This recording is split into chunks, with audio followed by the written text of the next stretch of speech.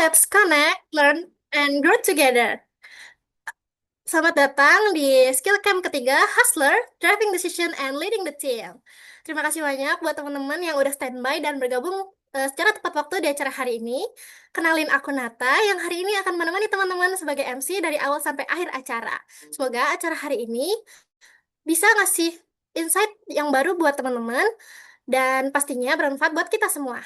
Nah, sebelum masuk ke sesi utama nih teman-teman, izinin aku buat ngenalin pihak-pihak yang akan membersamai kita hari ini, yang pastinya gacor dan keren-keren banget nih teman-teman. Yang pertama, ada speaker kita hari ini, ada Kak Vincentius Rangga. Nah, Kak Vincent ini seorang desainer UX profesional yang fokus bikin tampilan aplikasi mobile, website, dan dashboard supaya nyaman dipakai, serta udah terbiasa buat wireframe dan prototipe yang rapi, fungsional, dan menarik secara visual. Nah, Kak Vincent ini juga terlibat langsung sebagai UI UX designer di Amplify United States dan Udama Indonesia. Keren banget kan teman-teman. Oh ya, satu fun fact lagi, Kak Vincent ini tuh mahasiswa di Telkom University Purwakarta, lebih tepatnya di jurusan Sistem Informasi. Nah, yang kedua, nggak kalah keren juga nih teman-teman. Ada moderator kita, Kak Sekar Maulida Anissa Putri atau Kak Aca, yang merupakan bagian dari GDJOC Telkom University Purwokerto dan terlibat langsung sebagai UI/UX Specialist di tim Education. Oke, kita langsung masuk aja ke sesi pematerian. Sesi ini bakal langsung dipandu oleh Kak Aca sebagai moderator dan disampaikan langsung oleh Kak Vincentius sebagai speaker. Buat teman-teman, silahkan nyimak materinya dengan baik. Kalau ada pertanyaan, nanti teman-teman bisa catat dulu karena nanti ada sesi Q&A. Nah, waktu dan tempat kami persilahkan kepada moderator dan speaker. Oke, halo semuanya. Sekali lagi aku mau ucapin terima kasih ya udah datang dan udah hadir di Zoom Skill Camp yang tiga kali ini. Mungkin teman-teman semua yang terutama yang member sudah mengikuti kegiatan Skill Camp ini dari Skill Camp satu ya. Cuman mungkin teman-teman yang bukan member GDGOC Telkom University Purwokerto juga mungkin baru join di sini. Jadi aku sekali lagi mau ngucapin terima kasih. Nah, sebelumnya kenalin aku Aca, di sini aku sebagai moderator teman-teman. Oke, teman-teman, jadi di sesi kali ini kita bakal ngapain sih? Apa sih yang bakal speaker kita ini sampaikan? Jadi kurang lebihnya topik yang bakal disampaikan adalah topik yang cukup relate dengan realita dunia UI dan UX tentang gimana sih cara kita tuh ngambil keputusan di tengah keterbatasan dan juga tentunya tekanan yang ada. Tapi untuk lebih lanjutnya dan lebih detailnya bakal langsung disampaikan sama speaker kita yang keren abis dan gacor abis teman-teman. Nah, sedikit spill-spill tipis nih teman-teman. Jadi speaker kita hari ini itu bekerja sebagai UI UX design di Ampli US dan juga Odama Studio. Dan tentunya ya, speaker kita kali ini itu punya banyak sekali pengalaman di dunia UI UX teman-teman. Gak cuman di pengalamannya tidak hanya di mobile app saja, tapi juga di desain-desain yang lain juga kayak seperti website dan juga dashboard. Tentunya juga untuk apa namanya mengeksekusi desain itu juga sudah sangat handal ya teman-teman ya. Nah, jadi pastinya insight yang bakal di-share itu nggak cuma teori aja teman-teman, tapi juga pengalaman dan cara eksekusinya juga. Nah, tanpa berlama-lama lagi, aku bakal langsung persilahkan aja speaker kita yang gacor dan keren abis ini, yaitu siapa? Kak Vincentius Rangga. Untuk Kak Vincent dipersilahkan. Oke, halo teman-teman semua, gimana nih kabarnya nih? Semoga sehat ya. Wait, aku share screen dulu. Oke, dah lihat belum ya?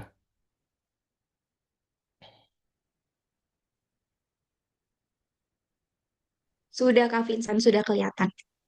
Oke ya, sebelumnya aku ngucapin terima kasih ya buat tim GDOC dari Telio Purwokerto udah ngasih kesempatan aku untuk sharing-sharing aja terkait apa sih yang realita di dunia apa ya? Di dunia profesional terkait dengan biaya ini sendiri. Terus ya lebih ke sharing-sharing dan ya awalnya bingung ya mau sharing apa, tapi untungnya dari tim udah ngasih kisi-kisi, jadi enak untuk sharingnya. Oke, langsung aja ya karena untuk mempersingkat waktu aja. Oke, sebelumnya kenalin, mungkin banyak yang belum tahu ya. Kenalin nama aku Vincent Rangga yang biasa dipanggil Vincent. Kalau kilas balik dari beberapa tahun yang lalu, aku baru berpengalaman di dunia UI UX ini sendiri itu baru sekitar 3 tahun. Jadi ya bisa dibilang kalau senior banget ya belum. Ya mungkin ya sama-sama masih belajar ya. Sama teman-teman semua juga karena ya pastinya kita harus terus belajar, jangan berpuas diri juga. Terus juga tadi untuk work experience, terus juga kalau dari aku udah mendalami desain ini sendiri dari SMA, jadi mulainya dari mana? Ya pastinya dari simpel ikut kompetisi-kompetisi. Mungkin untuk teman-teman juga yang emang tertarik di dunia teknologi ini, mungkin ada yang join emang jadi hipster atau mungkin ternyata ada yang developer ternyata join sini tuh bisa banget untuk dapat pengalaman. Ya sesimpel ikut kompetisi-kompetisi yang ada. Soalnya kan kompetisi IT di Indonesia itu sangat-sangat banyak. Jadi mungkin itu bisa diikutin, itu mungkin eh, bisa jadi salah satu pendukung. Misalkan teman-teman mau magang nih di semester, eh, kalau nggak salah di atas semester 4 ya, itu bisa juga ya ibaratnya daripada portfolio atau pengalamannya kosong kan bisa dimasukin juga gitu. Jadi ibaratnya ya aku juga nabung juga kan hal itu udah sering ikut lomba dari SMA. Ini beberapa aja yang menang, yang kalah banyak banget, mungkin 2 kali lipatnya dari ini. Jadi ya semuanya pasti ya nggak mulus-mulus saja ya. Oke, sebelumnya aku dapat materi itu judulnya itu Design Decision Under Pressure When There is No Perfect UX. Jadi em, ya mungkin disclaimer ya, mungkin nanti materi dari aku itu dibagi jadi dua, yaitu terkait dengan pematerian teori-teori yang ada, lalu sharing beberapa pengalaman, lalu juga nanti juga ada juga terkait dengan praktek ya. Prakteknya tentang apa, yaitu nanti lebih dalam mencari mood boarding, lalu juga membuat auto layout, lalu juga membuat komponen dan desain sistem. Nanti kegunaannya apa, fungsinya apa, nanti ya kita bahas bareng-bareng aja. Terus nanti di akhir ada Q&A. Nah, em, untuk ngawalinnya, aku mungkin ini pertanyaan-pertanyaanku apa ya, pas awal-awal ya. Nah, pas awal-awal pasti aku kan di awal kan tertarik di dunia UI UX itu kan pas SMK. Nah, pertanyaanku dan yang aku tahu pas itu, apakah UI UX ini sendiri hanya hanya membuat desain, lalu apakah desain yang bagus menjamin produk yang bagus, gitu. Nah, em, kalau dari aku sendiri ya, ya selama waktu berjalan, bahwa menurut aku sendiri UI UX itu ya bisa dibalik sih UX UI atau UI UX, tapi banyak yang bilang itu better penamaan itu UX UI. Soalnya kenapa ya, UX itu ya hal yang utama daripada UI. Aku yakin sebelumnya udah ada pematerian dari ini. Nah, balik lagi terkait apakah UX itu selalu membuat desain. Nah, kalau dari pengalamanku sendiri dan itu emang kenyataannya, dan aku dapat informasi dari sharing-sharing dari teman-teman desainer lainnya bahwa UX itu, apakah UX designer itu membuat desain? Jawabannya benar. Tapi apakah hanya membuat desain aja 100% itu tidak benar. Kalau bisa persentase misalkan role UX UI atau UI UX itu ngedesainnya ya bisa dibilang itu 50%. Ya tergantung scope dari project itu sendiri. Soalnya ya kenapa? Em, ya ya sesuai yang teman-teman tahu ya. Kayak misalkan di sekarang di era AI. Mungkin teman-teman banyak yang mikir, oh desainer itu gampang banget dibuat digantiin sama AI. Apalagi ya mungkin ya bener, menurut aku sendiri desainer itu memang gampang banget diganti sama AI. Terutama di em, misalkan 3D ataupun graphic design. Ya mohon maaf ya buat teman-teman yang fokus di bidang itu. Tapi ini bukan aku yang berbicara seperti itu, tapi banyak teman-teman yang mengatakan seperti itu. Jadi bukan pure dari aku, tapi mungkin itu bisa jadi consider buat teman-teman juga. Nah, kenapa UX UI ini pertanyaannya apakah UX ini sendiri bisa diganti AI? Mungkin banyak teman-teman berkata pertanyaan seperti itu. Jawaban dari aku bisa kalau teman-teman cuman ya bisa ngedesain basic doang, cuman bisa yang ngedesain doang.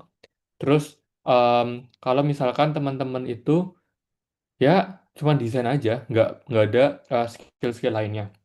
Skill-skill lainnya itu apa?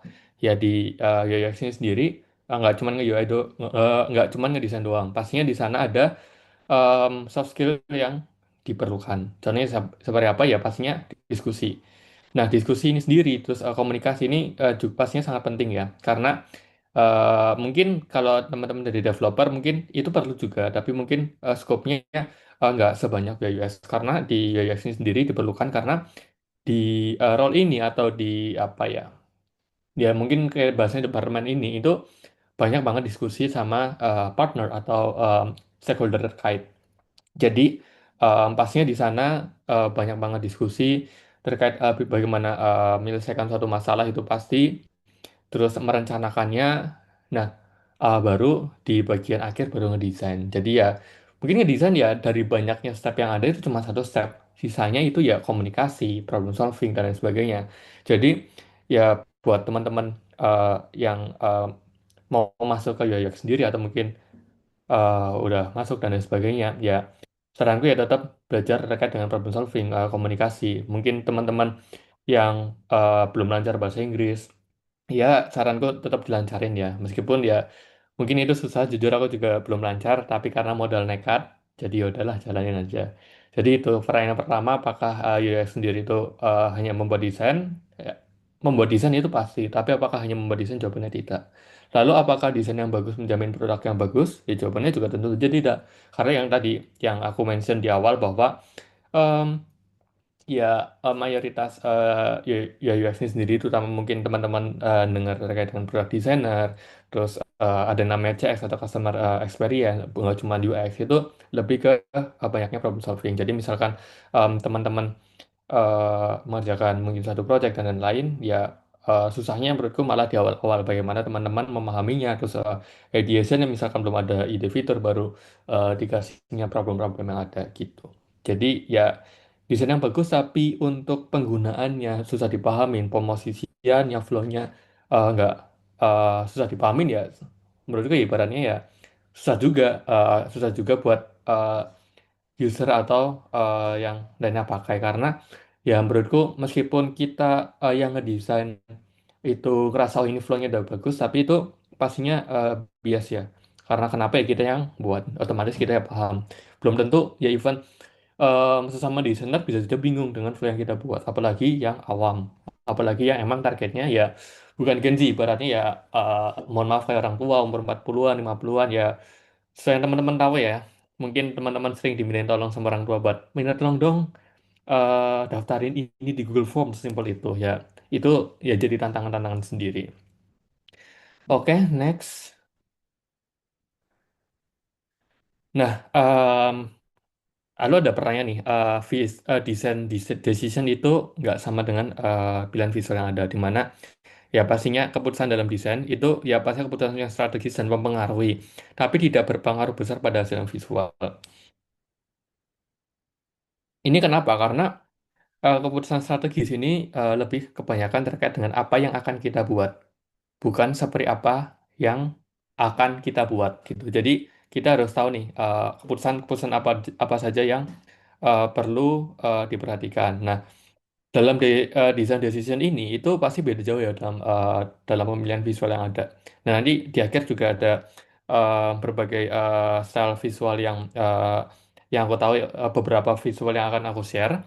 Nah, kalau desain decision ini pastinya ada banyak banget yang resiko yang perlu diperhatikan, karena ya so yang kita tahu bahwa UX ini kan lebih ke cenderung ke ke aplikasi website dan lain-lain. Nah, dalam pembuatan aplikasi atau website itu sendiri kan em, berhubungan langsung dengan user ya. Jadi decisionnya itu beresiko pada user experience ini sendiri.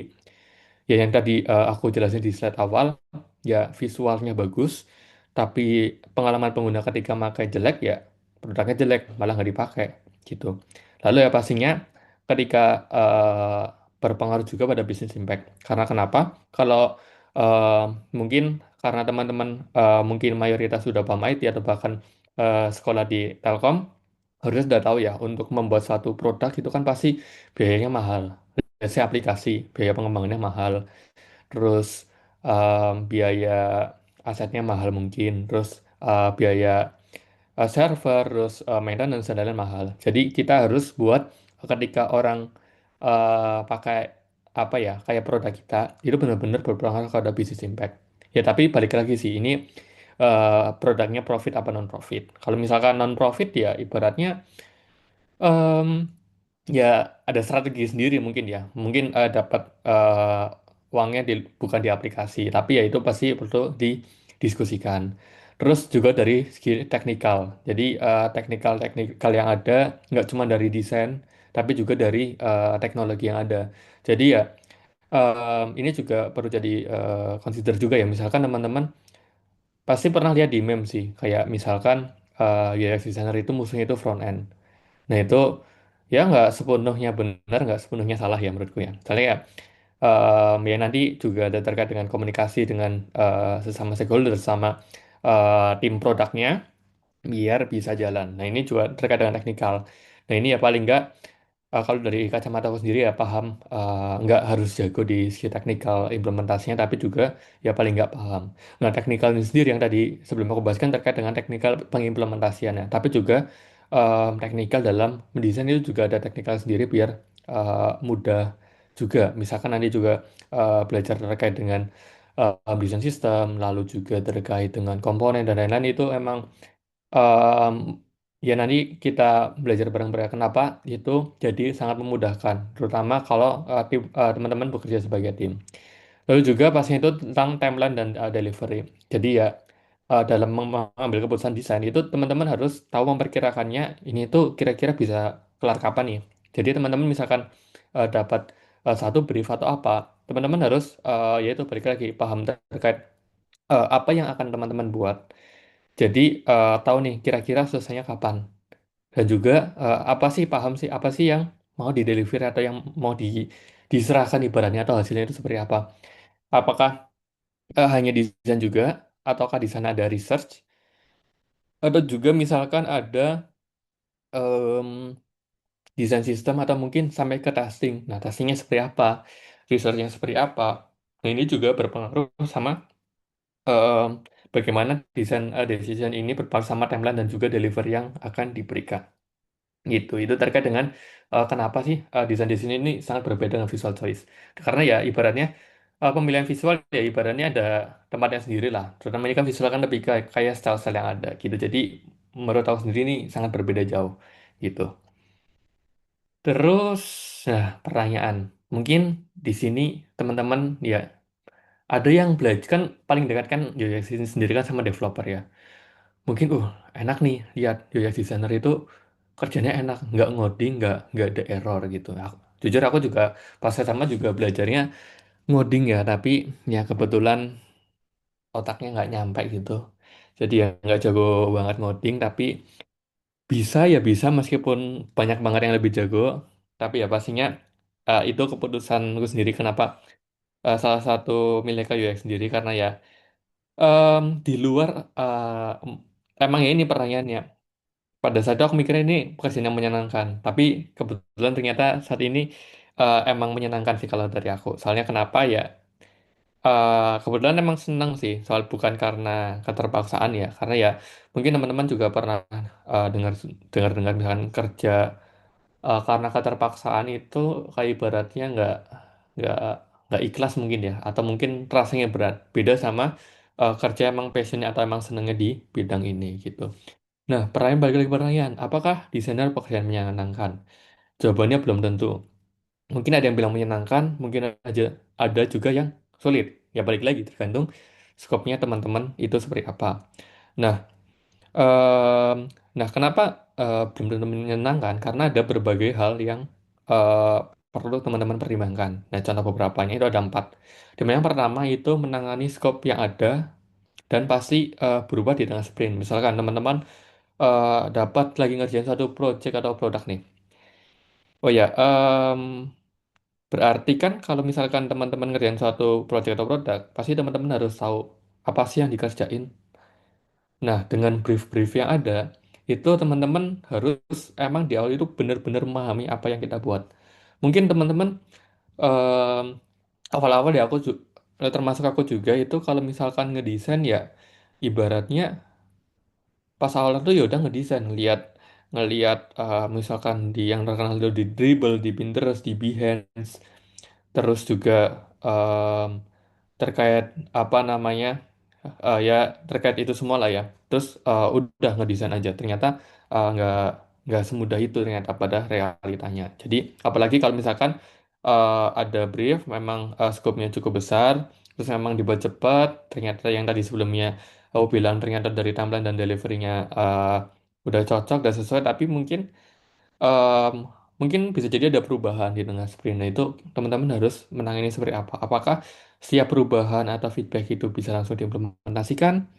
Atau mungkin ya kita negosiasi atau brief mungkin dan sebagainya. Itu kenapa pentingnya, kenapa sih dari desain ini sendiri itu ya banyak banget yang di, dipikirkan.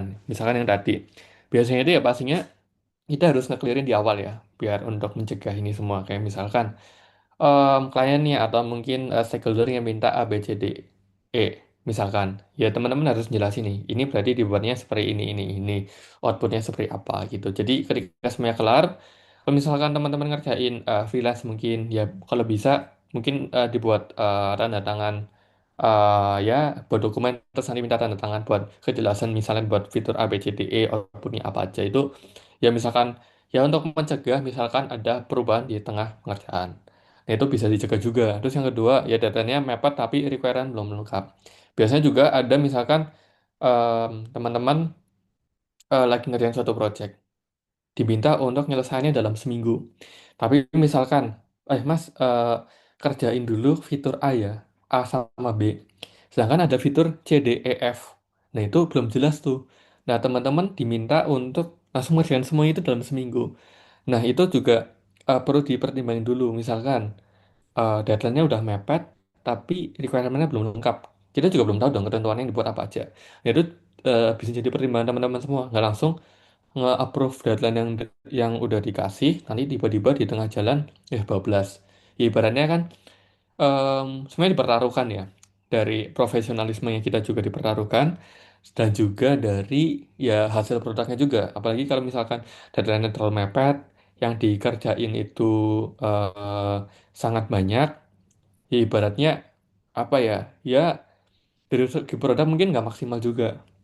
Nggak maksimal yang mungkin biasanya bisa kita ngasih 100% ibaratnya kita cuma ngasih 75% atau 80%.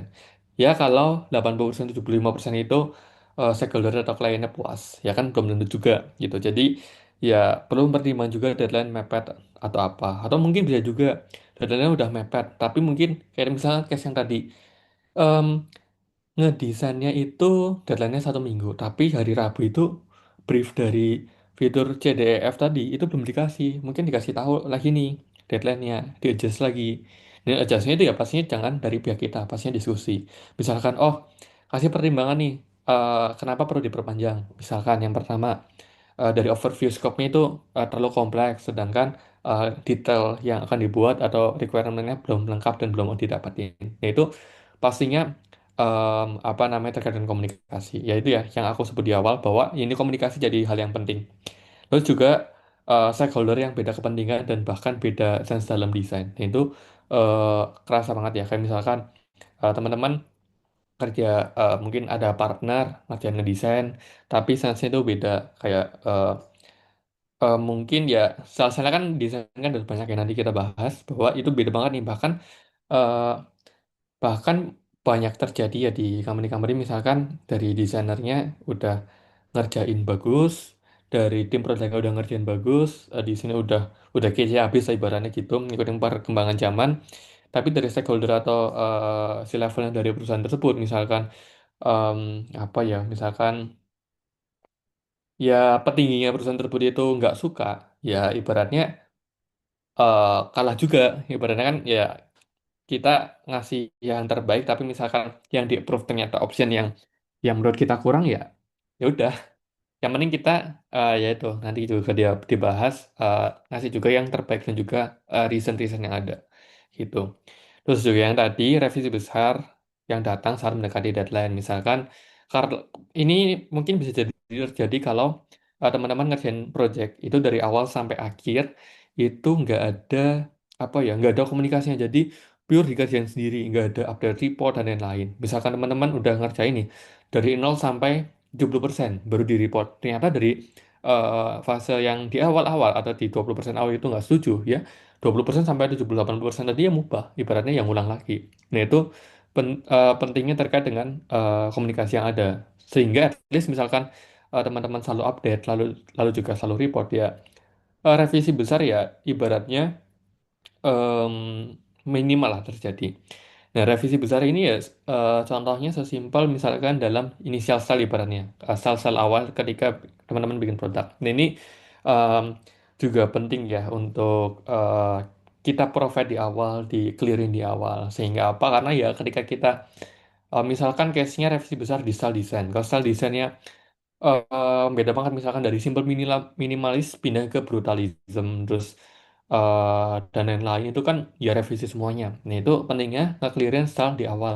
Mungkin di awal kita ngebuat mood board dengan berbagai style design yang sesuai, nanti di present ke klien atau ke stakeholder.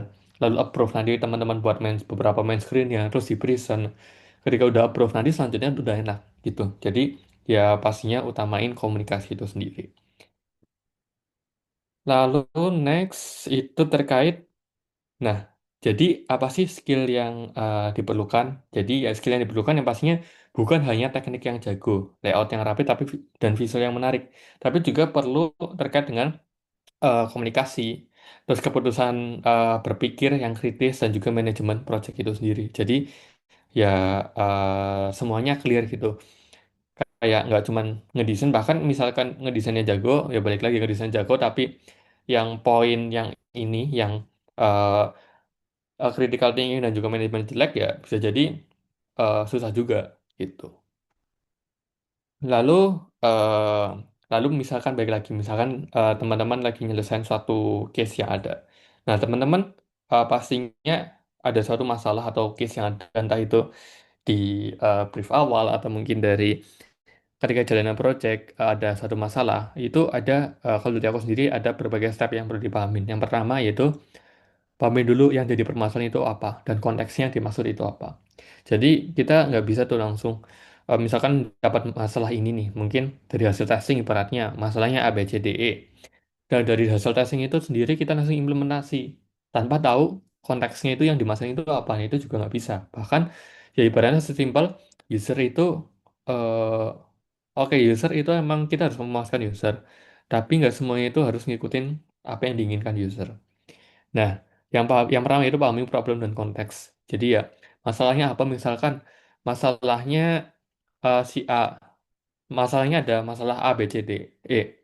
Nah, lalu kita kulik lagi nih, apa sih penyebab dari masalah A, B, masing-masing A apa, B apa, C apa, D apa, dan lain-lain. Dan juga eh, setelah benar-benar pahamin konteksnya, problemnya, terus teman-teman perlu analisis juga kayak kekurangan atau resiko dan juga kelebihan yang didapatkan. Misalkan ada masalah ini, mungkin kalau kalau di update itu eh, analisisnya seperti apa, apakah bagus diupdate atau mungkin sebenarnya sekarang itu mengurangi resiko yang ada. Soalnya kan yang tahu yang baik lagi yang sebelumnya ya, desain decision itu ada banyak faktor yang dipilih, kan misalkan dari bisnisnya, dari user experience-nya dan lain-lain. Itu kan kita ya harusnya menjembatani antar berbagai hal tersebut. Jadi ya ibaratnya misalkan kita ada masalah dari sisi usernya, ya kita nggak harus langsung implementasi karena ada banyak faktor yang dipertimbangkan, misalkan dari bisnis, dari stakeholder dan lain-lain. Dan juga sebaliknya, misalkan ada masalah dari sisi bisnis yang mungkin kurang kurang apa ya, kurang kurang ditonjolkan ibaratnya gitu. Tapi dari sisi user itu ada masalah nih, yaitu kita menjembatani seperti apa, solusi yang diberikan itu seperti apa. Nah, itu perlu analisis nih, mana yang better kita implementasikan. Dan yang pasti eh, karena kita user experience ya, dan juga user interface, pastinya yang terpenting kita jangan sampai merugikan dari sisi user sendiri. Atau melakukan dark pattern. Nah, dark pattern ya, itu di luar konteks yang kita pelajarin, yang intinya itu merugikan dari sisi user, entah itu dari segi apa ya, dari segi material user yang dirugikan harus ngasih denda, terus juga data privasi dan lain sebagainya. Lalu juga setelah kita mengenal kekurangan dan juga kelebihannya, kita perlu pilih solusi yang paling masuk akal. Jadi kita mungkin cari berbagai solusi, kita pilih beberapa solusi saja dan reasonnya kenapa. Soalnya kan apalagi misalkan udah deadline mepet ibaratnya gitu, nggak mungkin semua solusinya itu diimplementasikan. Pastinya ambil beberapa solusi saja yang memang benar-benar berimpact. Lalu selanjutnya pasti implementasi dan evaluasi lagi. Apakah case tersebut itu hasilnya itu udah didapatin atau belum? Mungkin biasanya di awal brief itu em, ada juga em, apa ya targetnya itu ada matrix-matrix yang ada misalkan suatu brief itu ada matrix terkait misalkan di ngerjain suatu project website agency misalkan. Nah, targetnya itu misalkan eh, ningkatin klik apa ya let's discuss mungkin itu berapa persen. Kan itu kan bisa di tracking ya di website pakai Google Analytics kalau nggak salah. Pakai aduh agak lupa pokoknya bisa di tracking. Jadi misalkan dari potential client mereka klik button tersebut itu bisa di tracking meningkat apa enggak. Nah, itu bisa jadi dievaluasi dan juga bisa dicek juga hasilnya. Nah, ini evaluasinya ya pasti mungkin dari feedback dan juga hasilnya ya mungkin dari berbagai matrix yang ada gitu. Terus, nah untuk berbagai masalah yang tadi, nah di sini aku juga mau sharing terkait apa sih uh, ketika teman-teman mau membuat solusi dari suatu produk atau app itu at least kemungkinan user pakai fitur tersebut itu apa? Nah, aku biasanya pakai metode namanya fog model. Nah, fog model ini sendiri itu kita harus mempertimbangkan terkait tiga hal. Nah, tiga hal tersebut itu apa aja ya? Pertama, motivation, ability, dan juga trigger. Nah, ini perlu dipertimbangkan nih. Nah, ini fog model ini sendiri nggak cuman di yayasan sendiri atau di produk IT, tapi juga mungkin dalam kehidupan teman-teman sehari-hari juga bisa nih diimplementasi. Misalkan teman-teman mau mencapai suatu goals dalam kehidupan teman-teman bisa nih dipakai metode ini gitu. Ini juga ya works juga. Aku beberapa kali pakai. Nah, apa sih itu motivation, ability, dan trigger? Yang pertama itu motivation.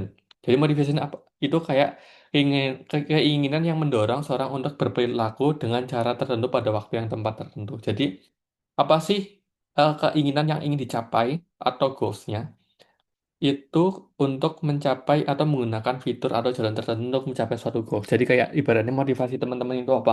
Atau motivasi usernya apa? Jadi, kita ngajak atau nanti ada case-nya sih, contoh case-nya di belakang. Jadi, kayak misalnya motivation-nya teman-teman em, mau ngapain ya? Ya ibaratnya dalam kehidupan sehari-hari juga ada ya. Yang misalnya motivation-nya terkait dengan keinginan, ibaratnya usernya itu pengen kita menyajikan fitur A. Tapi kita harus tahu nih, eh, motivation user untuk pakai aplikasi itu apa. Mungkin salah satu goals-nya itu dengan fitur tersebut. Dan juga yang kedua itu ability, itu mendorong seorang untuk melakukan perilaku yang diinginkan. Jadi terkait dengan ability atau ketersediaannya yang terkait dengan kemampuan seorang untuk melakukannya atau kemudahan untuk melakukan flow atau fitur tersebut.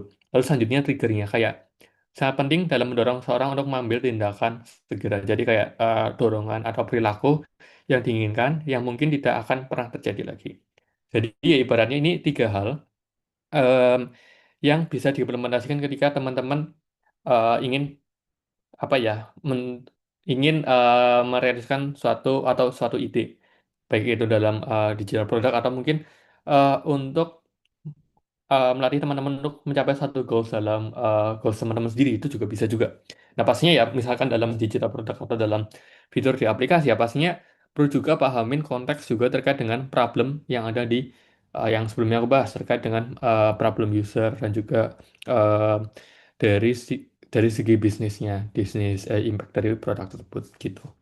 Jadi ya itu berbagai pertimbangannya dan motivation ability trigger. Tapi kalau terkait dengan digital produk, lalu juga terkait fitur-fitur ya pastinya kita harus pahamin masalah dari usernya apa, masalah dari bisnisnya, tujuan bisnisnya itu seperti apa gitu. Nah, dalam menerapkan metode yang Wait. Yang ini ya pastinya nggak mudah ya. Misalkan di sini aku ngasih case. eh, Contohnya dalam parameter motivation. Nah, apa sih untuk meningkatkan motivation ini? Yaitu kita bisa meningkatkan dan terus ingatkan goals dari pengguna mengapa perlu menjalankan suatu proses pada aplikasi. Nah, itu kayak ibaratnya kita selalu ingat ini kepada user. Oh, user itu misalkan em, apa ya? Kayak pasti kan ketika teman-teman pakai suatu aplikasi itu pasti ada goalsnya. Misalkan aplikasi yang sering dipakai itu, sebentar aku cek dulu.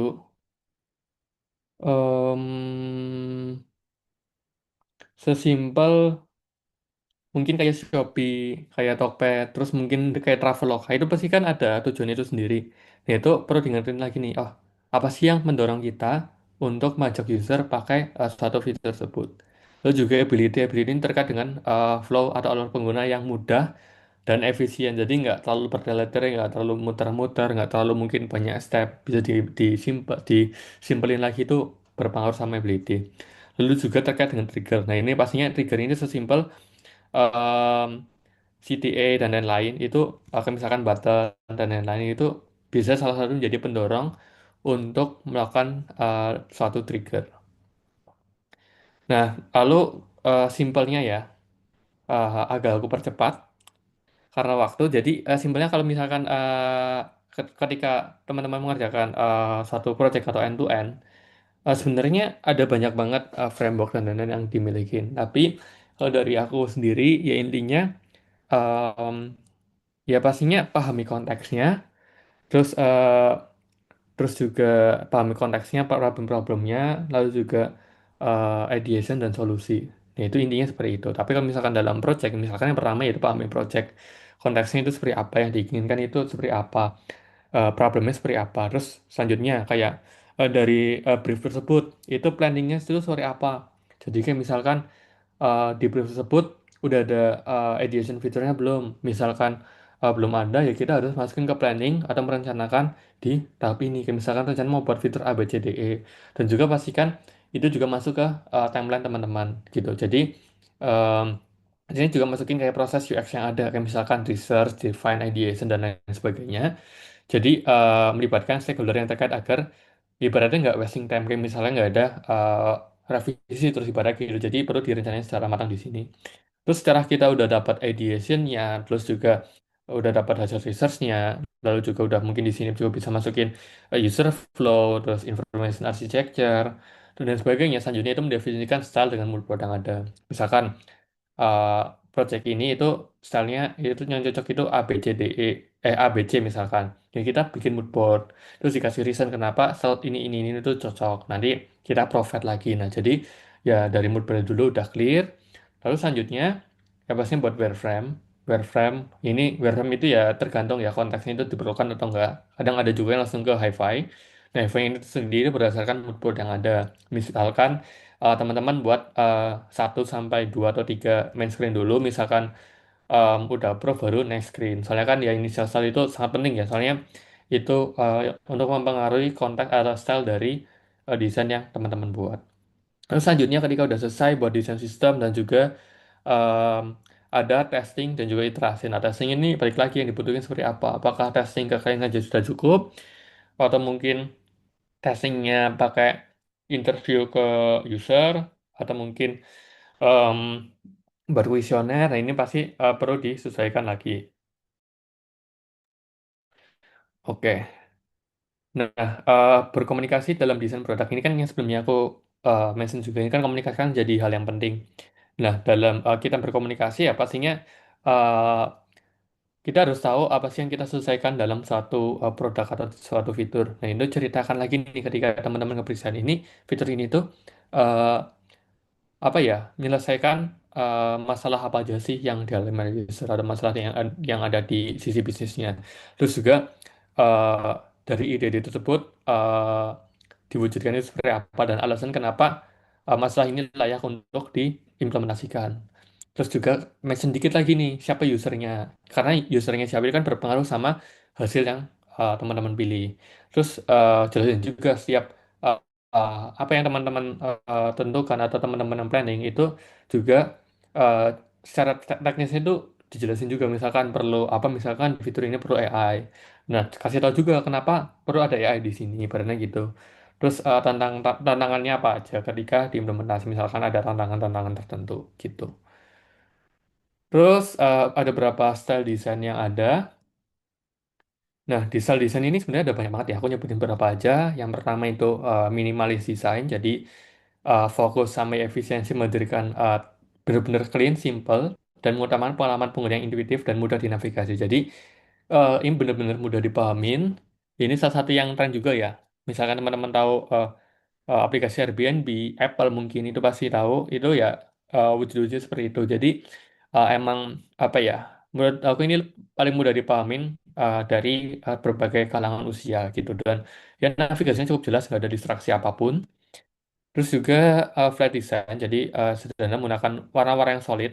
Kalau yang ini kan kayak ibaratnya warnanya belum tentu solid ya, mungkin ada blue gradient di sini, mungkin ada shadow-shadow. Nah, kalau yang flat design ya benar-benar flat, entah itu dark mode, light mode, itu warnanya benar-benar solid.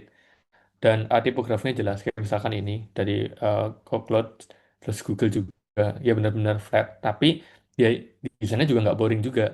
Jadi nggak ada efek tiga dimensi, bayangan, dan lain-lain. Jadi ya benar-benar flat, on point juga. Jadi ya ibaratnya sini mirip-mirip sih antara dua ini sama ini. Lalu selanjutnya terkait dengan futuristic design, jadi fokus tampil modern dengan elemen yang benar-benar futuristik kayak dengan desain yang menggunakan elemen-elemen teknologi canggih. Misalkan ini aplikasi misalkan yang Tesla, Tesla kan teknologi banget ya kayak robot banget.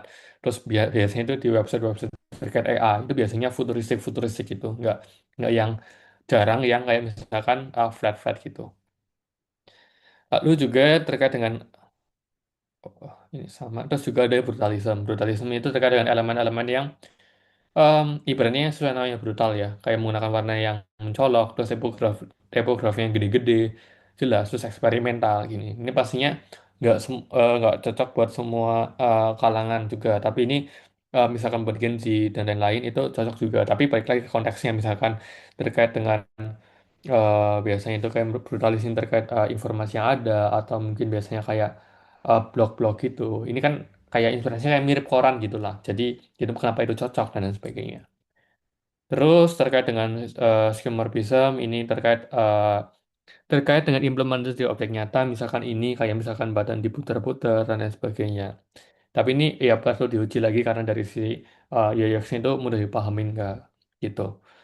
Lalu juga ini terkait neomorphism, contohnya di Gopay, jadi kayak desainnya lembut dengan efek bayangan yang halus. Jadi yang menciptakan ilusi yang timbul. Ini kan misalkan di Gopay ini kan ya battle kan timbul-timbul banget gini. Tapi ini tetap diimplementasinya dengan baik gitu. Terus terkait glassmorphism juga ya misalkan eh, tampilan di Apple yang versi terbaru itu salah satu yang glassmorphism. Jadi kayak ada efek sedikit transparan tapi agak blur, jadi tetap mempertahankan kontras. Jadi ini agak tricky ya. Yang penting jangan sampai ketika kita pakai sel ini itu informasi yang ada itu nggak terbaca. Itu malah bikin berkurang dari sisi UX-nya. Lalu juga dark mode, ya pada umumnya ketika aplikasi-aplikasi atau web dark mode. Lalu, oke, itu terkait berbagai style yang ada. Sekarang ke case study. Nah, yang case study ini itu contohnya ya. Ini aku ada brief. Sebenarnya ini ada contoh brief, tapi perlu ditekankan lagi ini brief itu nggak semua project brief itu kayak gini. Tapi ini mungkin bisa jadi standar teman-teman. Jadi ini ada kayak case-nya itu kayak misalkan project financial app. Jadi kayak project ini kayak membantu keuangan yang membantu pengguna membiasakan diri mencatat pemasukan dan pengeluaran di setiap hari tanpa terasa ribet. Jadi contohnya project ini kan terkait dengan financial app. Itu goalsnya itu membantu pengguna untuk mudah dalam mencatatkan pemasukan dan pengeluaran. Ya ibaratnya membiasakan itu dan nggak ribet. Jadi ya ibaratnya fokusnya itu ya pencatatannya cepat, simpel dan lain sebagainya. Nah ini ada dokumen yang diperlukan atau hasilnya. Ya, misalkan hasilnya PRD atau Product Requirement Document. Lalu ada user flow mungkin yang diperlukan, wireframe, design system, terus HFI-nya pasti. Ini perlu untuk terkait dengan outputnya apa aja. Terus background konteksnya apa. Misalkan ini banyak orang ingin mengatur keuangan tapi sering gagal rutin catat karena terasa ribet dan lain sebagainya. Terus kita juga perlu nih stakeholdernya kayak misalkan product manager. Jadi kita tahu nih kita mau konsultasi itu kemana. Misalkan kita responsibelnya sebagai UX designer. Lalu em, kita mau tanya nih untuk mengambil keputusan kita bisa tanya ke product manager. Terus misalkan terkait dengan keuangan bisa tanya konsultasinya ke financial expert dan lain sebagainya. Terus juga ini terkait ada juga target usernya itu seperti apa. Misalkan mahasiswa, Gen Z, tapi ingin aplikasinya praktis, simpel, mudah dipahamin. Terus dia terlalu termotivasi dengan progres yang dia lakukan, mungkin needs-nya. Ini mungkin bisa berdasarkan dari kayak salah satu user atau potensial user yang ingin dicapai, bisa diinterview dan sebagainya. Terus product challenge itu challenge-nya apa aja. Terus kita bisa timeline secara garis besar di brief ini. Kayak misalkan minggu satu itu misalkan bentuk research ya research dulu atau mungkin langsung ke wireframe atau bikin ideation langsung. Itu tergantung case-nya dan juga technical requirement. Misalkan, oh ternyata ini bagus implementasi di mana terus apa perlu misalkan perlu AI ini kan suatu teknikal banget ya gitu. Nah, misalkan dari yang ada, misalkan aku melakukan quick ideation, jadi buat nih pertanyaan bagaimana cara membuat penggunaan terbiasa melakukan pencatatan dengan cepat dan efisien. Nah, aku pikiran gimana sih untuk mendapatkan motivasinya, aku coba buat daily streak. Jadi kan misalkan em, ya mayoritas orang apalagi di usia segitu kan pasti kan tiap harinya ada pengeluaran ya sesimpel beli jajan ibaratnya gitu. Nah, kita bisa ngasih tuh motivasinya berupa daily streak. Terus ability-nya nih terkait dengan alurnya kita harus buat alur yang mudah. Kayak ibaratnya sekali klik, input, finish. Jadi nggak terlalu ribet. Mungkin em, melakukan pencatatannya secara manual atau mungkin terintegrasi dengan pihak ketiga atau aplikasi-aplikasi kayak GoPay dan lain sebagainya atau email. Lalu juga misalkan memang orangnya sibuk bisa ada sedikit AI-nya mungkin bisa mendeteksi suaranya. Jadi tinggal ngomong misalkan membeli eh, membeli cilok dengan harga 2.000 nanti otomatis langsung dibuatkan inputnya lalu tinggal confirm aja mungkin itu terkait dengan ability. Lalu triggernya ya berikan action yang mudah. Jadi pencatatan kayak pencatatannya langsung misalkan di homepage lalu daily streak-nya langsung terpampang apa ya jelas ketika teman-teman pakai aplikasinya. Ya sesimpel misalkan triggernya, misalkan dalam hari itu teman-teman belum melakukan pencatatan, kita ngasih trigger ke pengguna, oh hari ini kamu belum melakukan pencatatan loh, jadi selalu diingatkan. Itu juga berbagai hal yang ada. Gitu. Terus stylenya mungkin bisa pakai minimalis design, soalnya kan di sini kan dimension juga eh, ingin aplikasi yang praktis, mudah dipahamin, dan sederhana. Dan ini cocok di minimalis design style, mungkin juga bisa juga flat design, yaitu yang pasti, dan juga berbagai style design yang lainnya mungkin yang sesuai. Gitu. Mungkin itu untuk teorinya. Mungkin aku kembalikan ke MC dulu. Oke, teman-teman. Jadi tadi materi yang udah disampaikan sama Kak Vincent bener-bener daging banget ya guys ya. Karena di skill camp yang sebelumnya kita belum mendalami UI UX atau UX UI sedalam ini. Jadi yang disampaikan Kak Vincent tadi tuh bener-bener gacor banget. Jadi di skill camp kali ini tuh kita nggak cuman ngebahas tentang teori aja. Jadi dari speaker nggak cuma nyampein tentang teori aja, tapi kita juga bakal ada prakteknya teman-teman.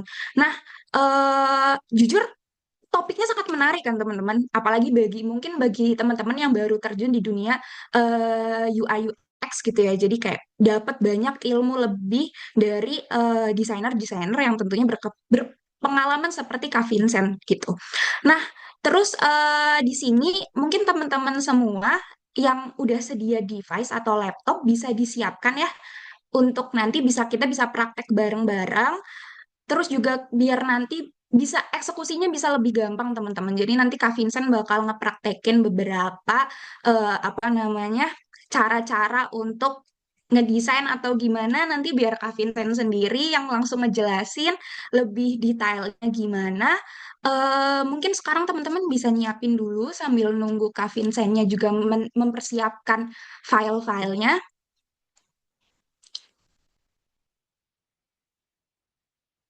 Dan juga dipastiin koneksinya aman ya teman-teman ya. Mungkin bisa di-share juga file Figma-nya. Oh iya, oke. Wait, aku share dulu ya guys file Figma-nya. Nah, itu teman-teman bisa langsung buka aja. .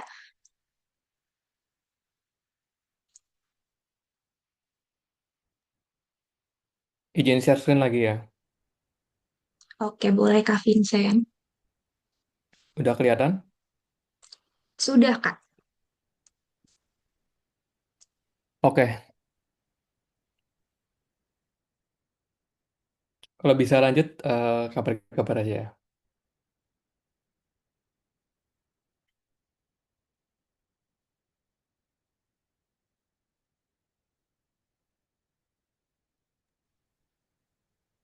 Oke, sudah aku share Kak di komen. Teman-teman semua bisa dicek ya dan bisa di-open file Figma-nya biar bisa lebih jelas kita ngelihat langsung dari Figma.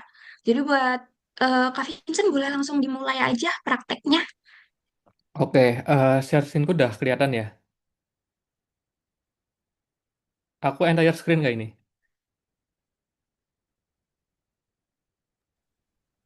Udah aman, Kak? Oke. Nah, pertama aku mau sharing juga terkait dengan gimana sih aku mencari mood board. Ini aku nyantumin beberapa referensi mood board yang biasa aku cari. Sebenarnya ini mungkin nggak cuma 8 ya. Pasti ada banyak banget. Kayak mungkin yang belum aku masukin itu, misalkan Landbook mungkin. Terus apa lagi ada banyak banget. Ini beberapa udah aku ini em, aku listin beberapa. Nah, teman-teman, aku coba apa ya ngulik dari apa yang tadi didiskusin ya sedikit mood board dulu mungkin sekitar 8 menit. Nah, mungkin teman-teman bisa buka berbagai source di sini.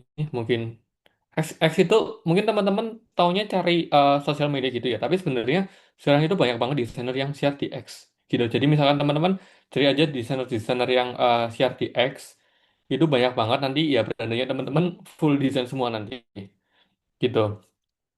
Wait, aku buka satu-satu dulu.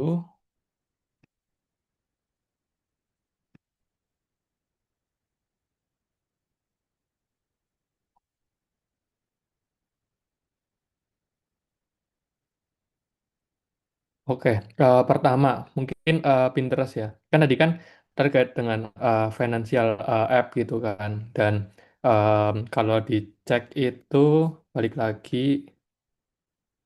Wait, ini ke style yang minimalis design style.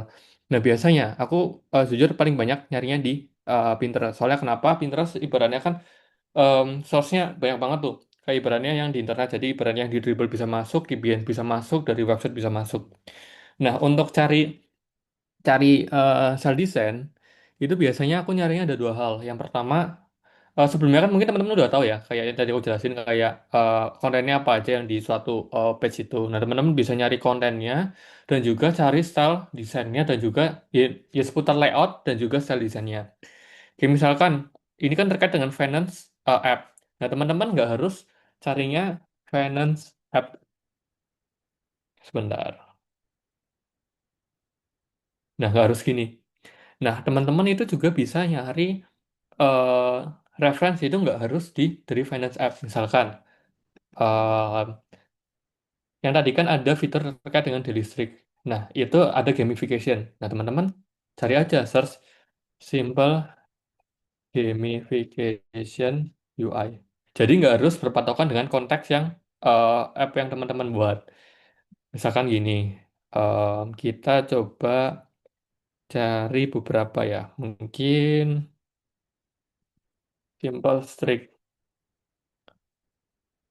Nah, ini berbagai sel-sel yang ada. Jadi teman-teman bisa bisa sambil cari-cari juga mungkin. Misalkan, nah ini mungkin kita bisa coba kita cari-cari dulu ya.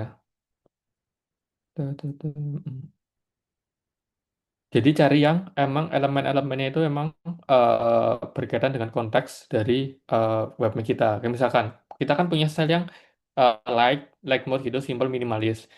Tapi ternyata elemen-elemen kayak gini ini bisa ditambahin sebagai referensi.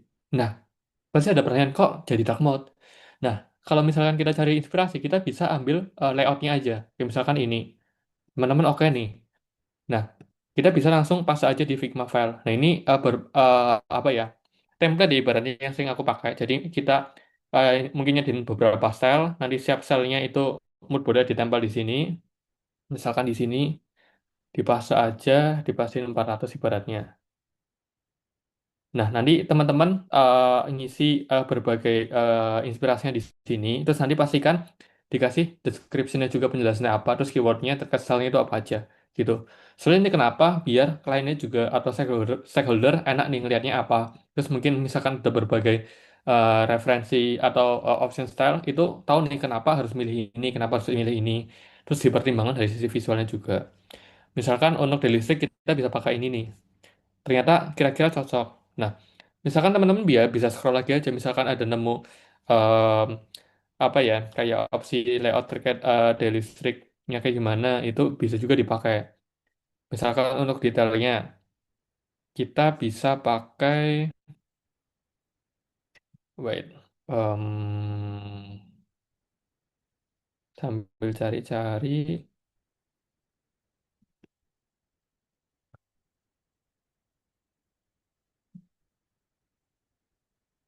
I like, misalkan kita mau cari yang benar-benar like mode, mungkin kita bisa pakai page,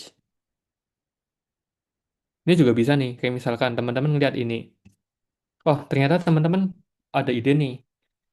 Misalkan em, di fitur ini itu kita bisa juga implementasi gimana kita nampilin list listriknya ada atau mungkin em, teman-teman di gamification yang tadi mau nampilin ada kayak XP atau rewardnya. Nanti ada misi-misinya di sini nih. Kita bisa nampilin di sini. Jadi em, nggak semuanya misalkan kita ngerjain finance app, nggak semua itu tentang finance yang kita cari. Tapi cari mood board yang bener-bener liar aja, nggak harus dari finance app. Jadi ambil inspirasi dari layout-layout yang ada di ke aplikasi lain gitu. Terus misalkan tadi kan terkait dari listrik, terus misalkan yang memang identik dengan finance itu baru kita cari misalkan uh, wait, finance app di sini. Nah teman-teman emang hal-hal yang identik, misalkan dalam melakukan pencatatan kayak gitu kan hal-hal yang identik. Terus misalkan teman-teman kayak misalkan berhasil nambahin satu pencatatan, suka nih dengan desain ini yang kira-kira bisa diimplementasi ya teman-teman, bisa langsung di copy aja dimasukin yang tadi gitu. Terus misalkan aku mau cari desain yang emang yang style-stylenya simple, misalkan ini aku nemu nih ini bagus, nah teman-teman bisa copy aja. Ini kan stylenya kan masuk ya, kayak ini lebih ke stylenya yang benar-benar identik dengan finance, ini bisa dimasukin. Nah, ini kan kalau dilihat kan emang benar-benar finance ya. Ya jadi ya teman-teman bisa benar-benar explore aja kayak nggak harus dari finance app. Misalkan ada finance app yang bagus ya bisa diambil aja. Terus misalkan kita mau cari uh, asalnya, kita bisa masukin aja. Misalkan minimalis desain app. Nah, ya teman-teman bisa langsung aja cari yang kira-kira oh style-stylenya itu emang emang bagus untuk diimplementasikan yang terkait dengan ya konteksnya masuk gitu. Kita bisa cari-cari.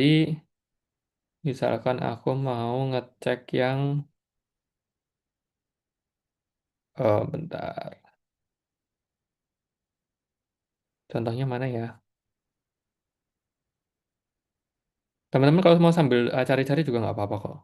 Ya, misalkan ini mungkin untuk fontnya mungkin nggak sesuai dengan branding, tapi kita bisa langsung ambil aja karena ini ya cut-cutnya benar-benar simple.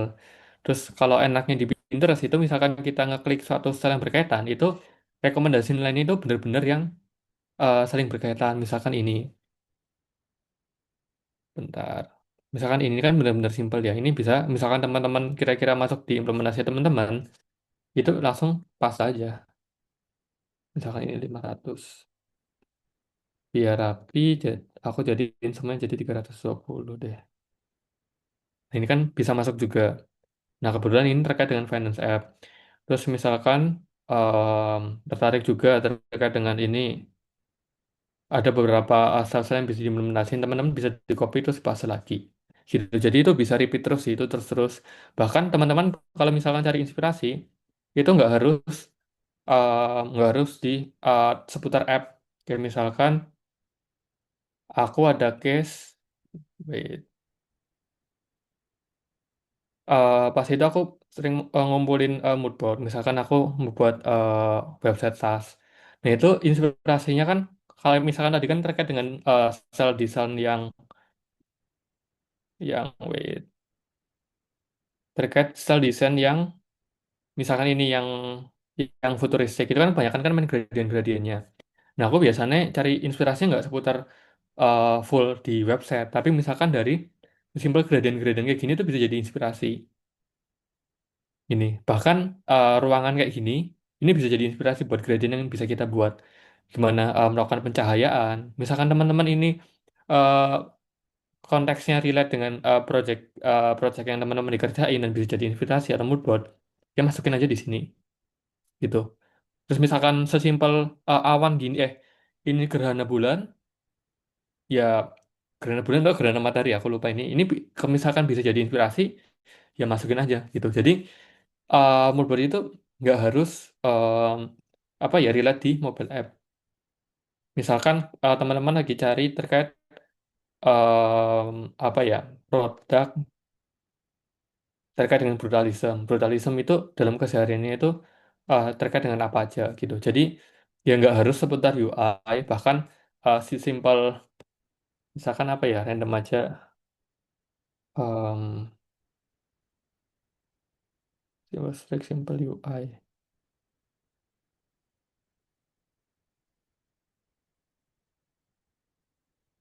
Misalkan aku cari ini, ya simple misalkan di dalam kesehariannya itu bisa diambil aja. Ya misalkan ini bagus misalkan untuk penggunaan ini. Ini bisa juga misalkan konteksnya tadi buat website yang futuristik. Ini lightingnya bisa dipakai nih. Ya teman-teman bisa copy aja langsung pas aja di sini. Jadi nggak semuanya itu tentang UI. Kalau bisa lebih bagus lagi bahkan teman-teman bisa misalnya nih di ini yang terkait UI itu eh, layout itu yang mana, terus mungkin bawahnya itu terkait dengan style, terus bawahnya itu terkait yang lain-lain gitu dalam satu style gitu lebih lebih rapi juga gitu. Nah, itu terkait dengan apa gimana aku cari mood board. Jadi nggak semuanya itu harus tentang finance. Jadi bisa ya general app aja. Misalkan yang keterkaitan misalkan aku mau cari aplikasi terkait dengan travel app. Ya, mungkin aku bisa nyari keywordnya pakai hotel app. Itu bisa juga kan layoutnya kan mirip-mirip. Jadi kita bisa pakai itu. Terus ada juga bisa pakai X. Itu eh, teman-teman bisa cari desainer-desainer yang ada.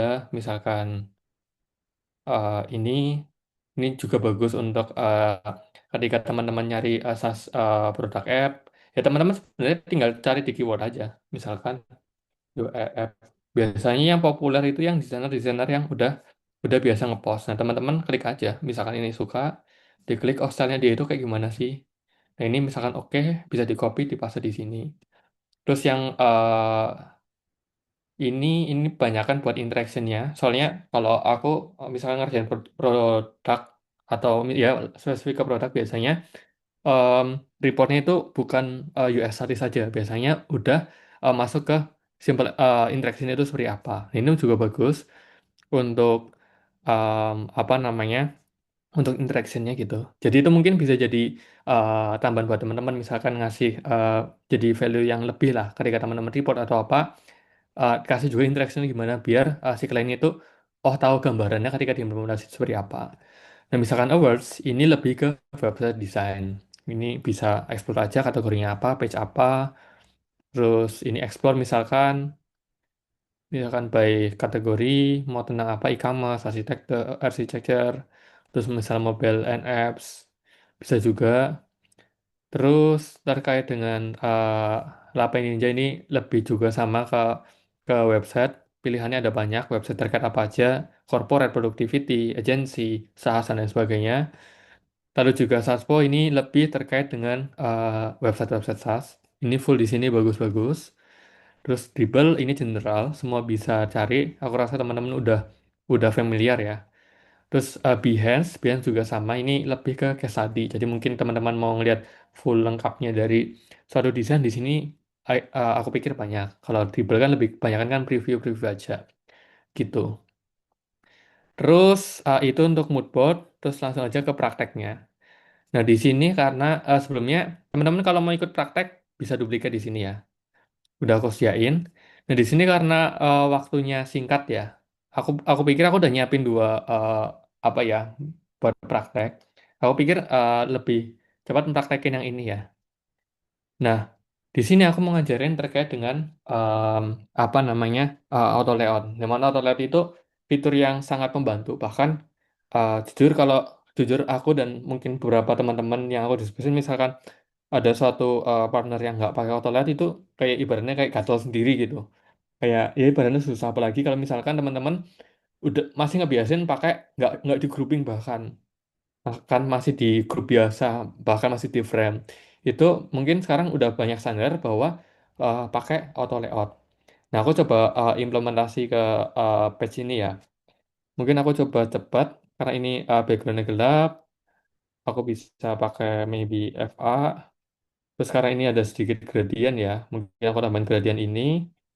Ini mungkin aku pakai F aja. Kurang gelap, mungkin aku pakai F6. Dan di sini aku membuat dua ini nih. Nah, tinggal dibuat aja. Untuk lingkaran teman-teman bisa pakai O atau pakai frame bisa klik F. Kalau aku sekarang biasanya kalau misalkan buat lingkaran aku kotak selalu diawali dengan F gitu. Buat lingkaran ini misalkan 52 terlalu besar 42. Karena buat lingkaran teman-teman bisa kasih border radius 100, kasih fill ini. Terus juga buat overview ini dan juga ada notif di sini. Teman-teman bisa berduplikat aja. Mungkin karena keterbatasan waktu aku jelasinnya agak cepet ya dan juga ini untuk kayak icon dan lain-lain nggak aku cari biar menghemat waktu. Terus teman-teman buat overview, nah misalkan case overview kayak gini nih, nah teman-teman kan biasanya kan mungkin buat oval dulu terus dikasih dikasih nama ya. Nah teman-teman bisa langsung aja teks, tekan di sini overview, ukurannya disesuaikan misalkan 14. Kalau di sini kan agak tipis ya, mungkin bisa pakai em, mungkin pakai inter aja kali ya biar gampang. Terus jadi reguler. Nah ini biasanya aku nggak jarang pakai default. Biasanya aku nyesuaiin antar letter spacingnya. Biasanya kalau terlalu jauh bisa pakai 2%. Ini pakai auto. Misalkan buat kayak gini, itu teman-teman tinggal buat auto layout. Auto layout itu bisa pakai, aduh mungkin itu bisa kasih tahu ya kalau di Mac itu pakai Shift A buat auto layout. Kalau kalau misalkan Windows kayaknya sama deh. Kurang lebih itu ya. Shift A terus di sini kan ada berbagai setting yang ada. Nah, teman-teman mau buat kayak gini nih. Nah, di sini kan kalau diperhatiin kan ini kan atas bawah sama kanan kirinya kan kurang lebih sama ya dan kecil. Kalau misalkan kayak gini diimplementasikan terlalu besar. Nah, untuk implementasinya teman-teman spacing atas bawahnya bisa disesuaikan pakai yang ini. Yang vertical padding mungkin pakai 6, yang kanannya mungkin 6 juga. Lalu juga misalkan di sini kan ada warna putih ya, ya teman-teman tinggal tambahin fill-nya aja. Fill di sini bulat, berradiusnya pakai dia 100 yang pasti bulat. Terus ternyata warna abu-abu nih di sini. Ya, ini disesuaikan sama case teman-teman. Mungkin bisa pakai 72. Ini masih terlalu besar sih menurutku. Bisa 12. Mungkin ini 10. Nah, ini mungkin biasanya itu kalau teman-teman ngedesain itu, kalau misalkan buat auto layout ini meskipun udah seimbang secara visual kadang yang atas itu terlalu lebar, terus yang bawah itu terlalu sempit. Sebenarnya ada dua cara, nah, kalau dari aku. Nyesuaiin di letter spacingnya, line height-nya, atau agak edit di bagian sininya. Karena mau atas bawahnya mau beda, aku bisa ini yang dibuka, yang individual padding, bawahnya jadi 7 misal. Gitu. Terus misalkan ini ada ini itu ada garis putihnya ya. Garis putihnya sedikit, mungkin ini bisa FA, no ini FC, terus kasih stroke-nya F. Mungkin di sini ada efek shadow-nya, teman-teman bisa ngasih efek shadow. Nah, mungkin teman-teman masukkan aja misalkan nambahin efek shadow, pastiin teman-teman custom uh, drop shadownya sendiri sendiri. Soalnya kalau misalkan default ya terlalu apa ya, terlalu kasar menurutku. Jadi teman-teman bisa buat soft. Misalkan ini jadi 2,5, ini jadi 14, ini mungkin jadi 8. Kan better ya daripada yang sebelumnya. Dan teman-teman bisa nyesuaikan sendiri. Ini mungkin menurutku masih agak kasar. Nah, dan selanjutnya, ini kan teman-teman kan ngepisah banget nih tiga elemen ini sendiri. Ini kan yang tadi kan ini untuk icon, ini untuk label overview, terus ini untuk profile. Nah, gabunginnya teman-teman bisa ini deselect, deselect, deselect. Ini ada auto layout nih. Teman-teman bisa kalau pakai Shift A atau mungkin pencet ini. Nah, ini otomatis sudah diatur gitu. Nah, teman-teman juga bisa custom nih, misalkan ini gap, ini buat ngatur antar jarak setiap elemennya. Misalkan aku jadi 24, jadi mengecil. Nah, kalau hard disk ini itu lebarnya ngikutin punya frame-nya teman-teman atau frame dalamnya. Kalau fix ya fix ini terus. Jadi misalkan ini jadi 24 kayak tadi, lebarnya tetap 24 gitu. Karena aku pengen apa ya? eh, apa namanya? Antar elemen ini nyebar antar bagian. Jadi kayak memenuhi semua elemen dengan uh, gap-nya sama semua, aku bisa pakai auto ini. Jadi kanan kirinya sama. Nah ini em,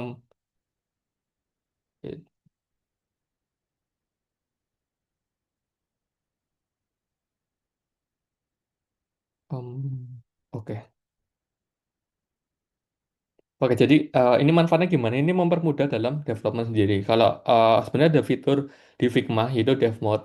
Kalau misalkan Dev Mode ini sendiri, ya tinggal ngopi CSS-nya aja, nggak usah ngedetect satu-satu itu langsung ke detect CSS-nya gitu. Nah ini untuk misalkan bagian atasnya. Terus aku membuat frame bagian dalamnya nih. Tinggal aja F, ditarik lebar. Misalkan ini kanan kirinya aku membuat 20 aja nih. X-nya bisa jadi 20, 27 ini bisa ditambahin 7. Kan kanan kirinya kan 20. Terus ini lebarnya 350.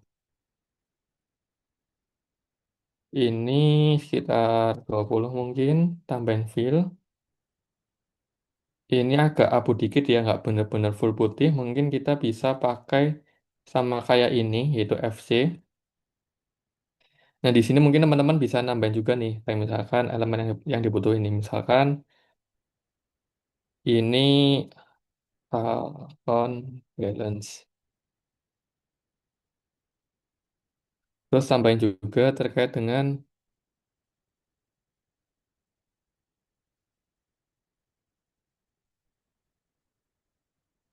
ini jadi semi bold 42 jadi 1.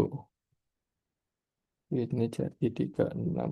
Ya desain aja sama kebutuhan teman-teman. Nah, sebenarnya ada dua cara ya. Yang tadi kan akan buat frame dulu, terus baru ngisi dalamnya. Bisa juga, misalkan ini mau teman-teman buat auto layout, tinggal di klik plusannya aja. Jadi lebar spacing udah disesuaiin. Atau teman-teman bisa juga buat buat masukin teksnya dulu, terus teman-teman tambahin auto layout. Terus nanti tinggal desain aja. Misalkan ini 350, otomatis fix soalnya kita setting ininya manual. Terus lebarnya aku mungkin mau buat 20 pixel, 24. Lebar warnanya pakai FC.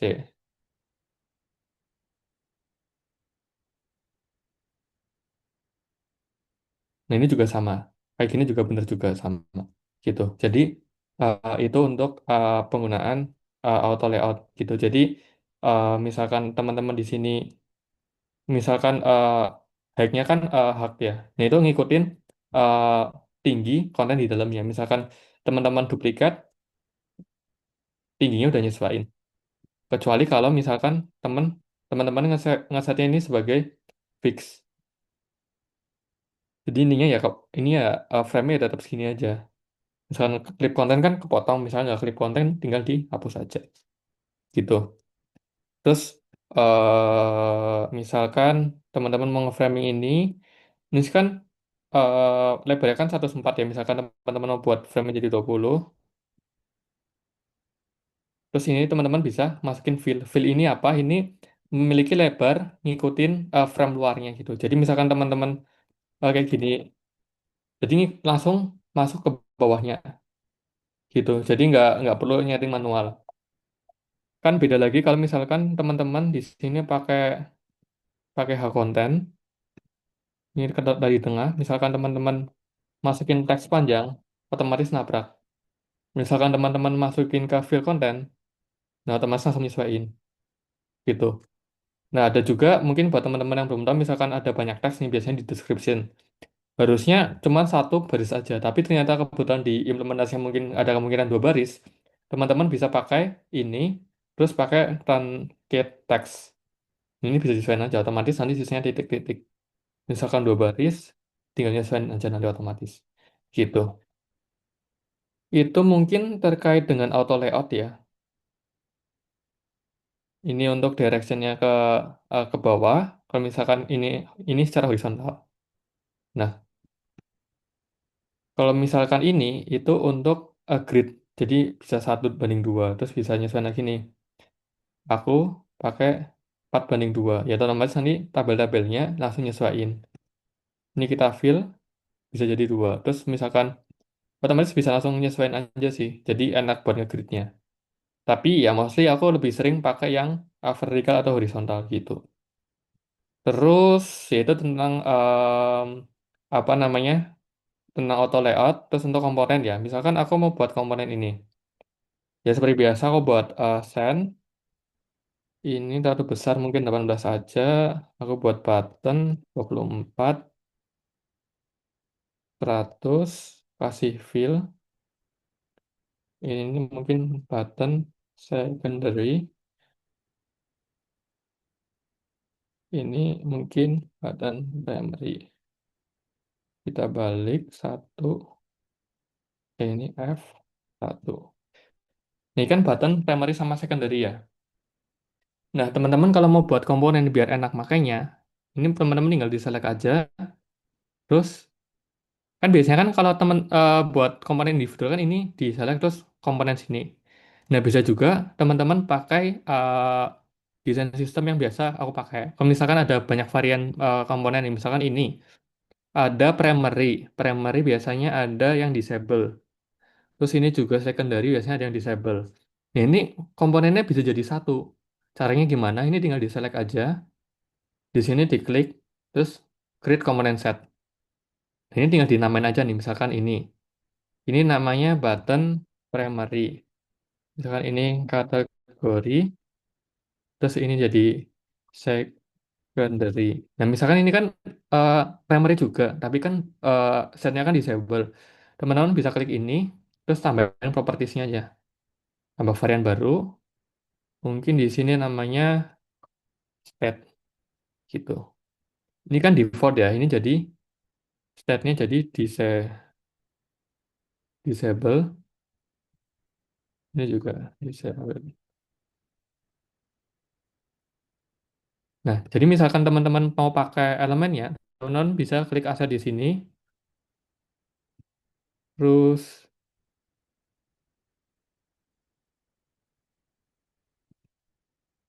teman-teman bisa ambil di sini. Misalkan aku implementasi di sini ya. Ini jadi hook, terus ini bisa disesuaikan juga. Fill. Nah, teman-teman tinggal, misalkan mau berpindah, itu tinggal ganti di sini aja. Wait, ini jadi primary, ini jadi secondary. Nah, teman-teman tinggal ganti aja di sini. Primary, secondary. Misalkan primary, tapi disable tinggal disable. Maupun secondary disable, jadi kayak gini.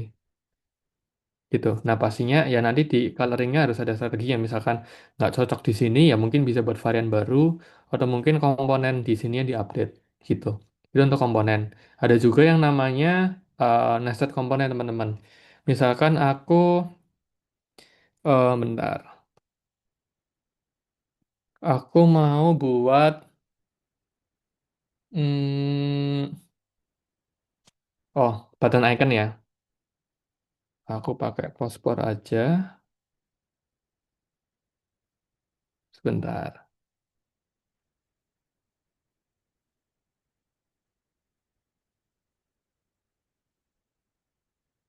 Pakai arrow, misalkan pakai ini deh. Ada juga pakai yang ini barannya ada komponennya ada berbagai komponen tapi di dalam komponen. Nah, teman-teman misalkan ini ada komponen lagi nih. Teman-teman bisa langsung create komponen set. Nah, di sini mungkin eh, aku namain arrow satu aja. Ini arrow 2. Nah, misalkan ini itu ada di dalam sini.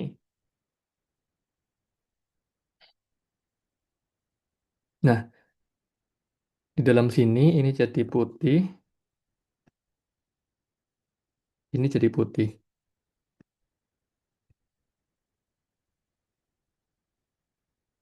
Kan misalkan teman-teman implementasi di sini kan otomatis kan udah ada arrow-nya di sini ya.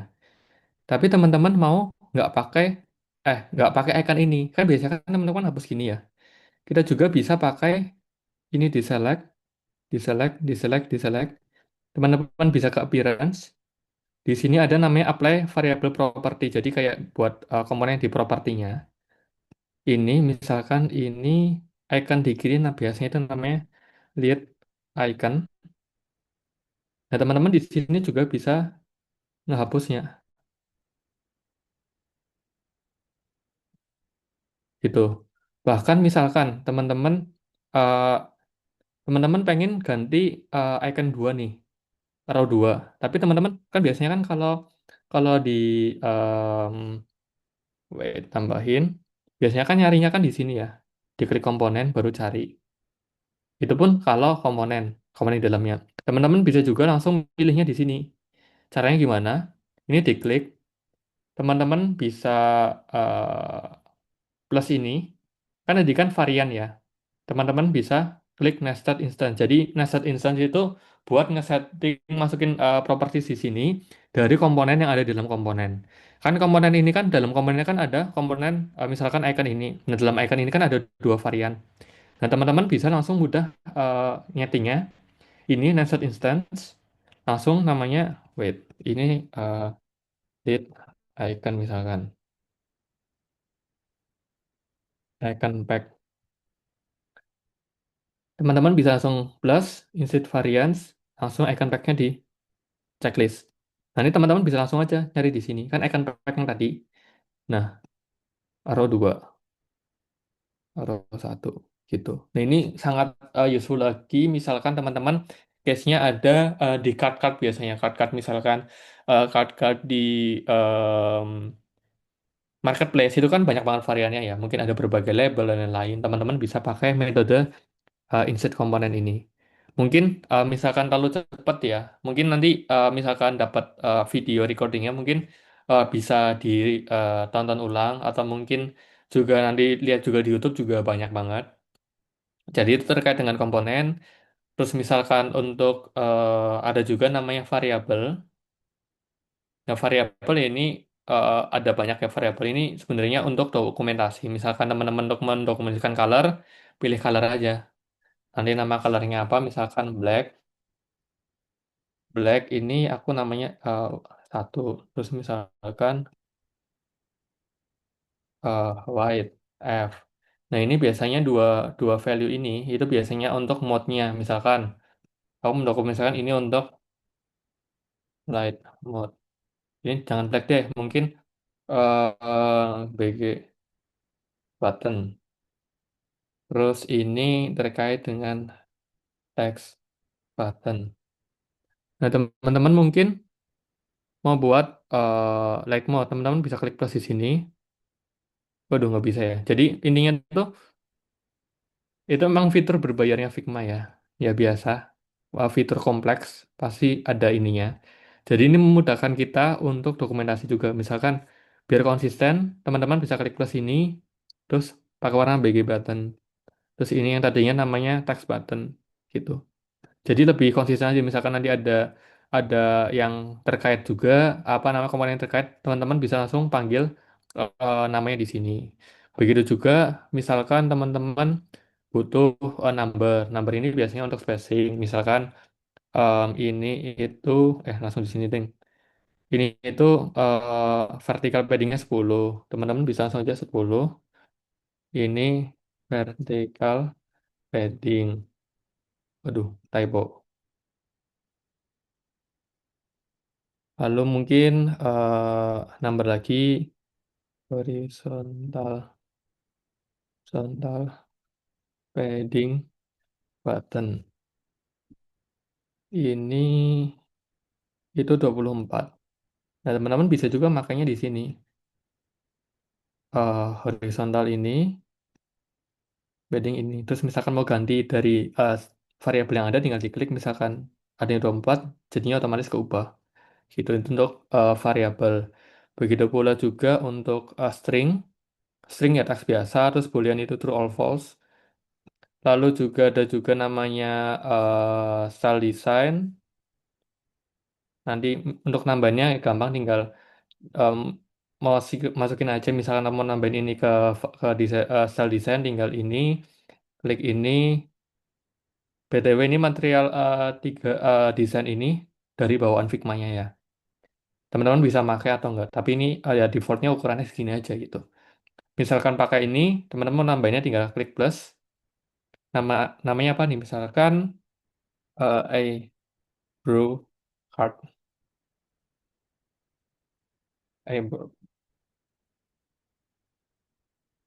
Misalkan ini juga headline misalkan. Ya teman-teman bisa langsung nyesuaiin aja di sini. Misalkan teman-teman bikin teks di sini, kan biasanya kan defaultnya kan kayak gini ya. Mungkin defaultnya 24. Tapi teman-teman tahu nih, ini buat dipasang di setingkat yang di headline-nya ini. Teman-teman bisa langsung panggil aja di sini headline. Nanti otomatis ukuran terkait dengan uh, size-nya, terus letter spacing, terus line height-nya langsung menyesuaikan semua gitu. Itu juga bisa didokumentasikan di sisi kanan, itu udah aku buat tekstil. Terus juga tadi kan sebelumnya kan dokumentasinya kan di variabel, untuk color kan bisa di variabel, juga juga bisa juga di style. Caranya ya sama, tinggal di ini, klik variabel ini, terus plus, pindah ke style, ya sama misalkan black. Nanti otomatis di sini udah muncul juga. Misalkan ini jadi warna black, otomatis yang tadinya 000 jadi 111. Nah, mungkin pertanyaannya, kenapa ada dua, misalkan ada color style dan juga untuk variabel. Sebenarnya untuk misalkan basic documentation mungkin teman-teman bisa pakai color style aja. Tapi misalkan teman-teman di suatu project ada light mode, dark mode, mungkin bisa pakai variabel. Nah, variabelnya ya ya tinggal dokumentasi aja, misalkan yang tadi. Misalkan background button, text button. Misalkan ada dark mode-nya, ya teman-teman buat variabel dark mode-nya. Kayak misalkan teman-teman tinggal klik plus di sini, ya ini berbayar ya. Misalkan teman-teman punya akun yang berbayar, di plus aja, nanti tinggal disesuaikan lagi aja. Misalkan buttonnya like background buttonnya jadi putih, ya nanti yang di kanan yang kolom dark mode jadi misalkan FFF, di sini jadi hitam atau 111 dibalik gitu. Nanti otomatis tinggal disesuaikan aja di bagian sini misalkan gitu untuk dark mode, light mode. Terus em,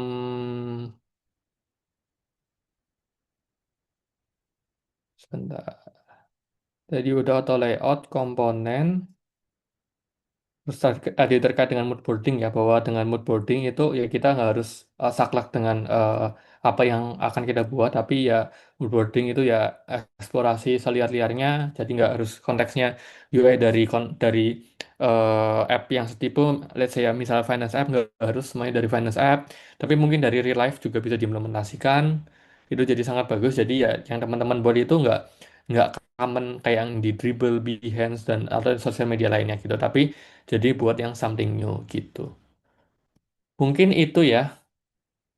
Aku balikin lagi ke Ica mungkin. Oke, teman-teman, itu tadi sesi praktek ya dari Kak Vincent. Dan semoga teman-teman bisa kebayang ya, gimana sih caranya eh, bikin auto layout, gimana sih caranya bikin komponen, karena itu tuh penting banget teman-teman. Sebenarnya kalau apa namanya, untuk kita udah cukup mendalami UI, komponen, dan tentunya kalau komponen mungkin agak lebih mendalam lagi ya. Auto layout itu sangat penting banget guys. Auto layout itu mempermudah banget ya Kak Vincent, betul nggak Kak?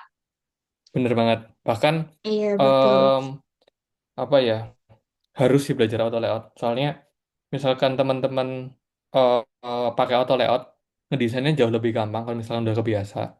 Terus stakeholder atau partner desain teman-teman itu lebih apa ya, lebih rapi aja, lebih terstruktur. Apalagi misalkan ya lebih bagus lagi semua misalkan dalam satu frame itu dibuat auto layout itu bagus juga gitu sih. Jadi jangan ngebiasain, kalau dari aku jangan ngebiasain desain tanpa auto layout kalau bisa.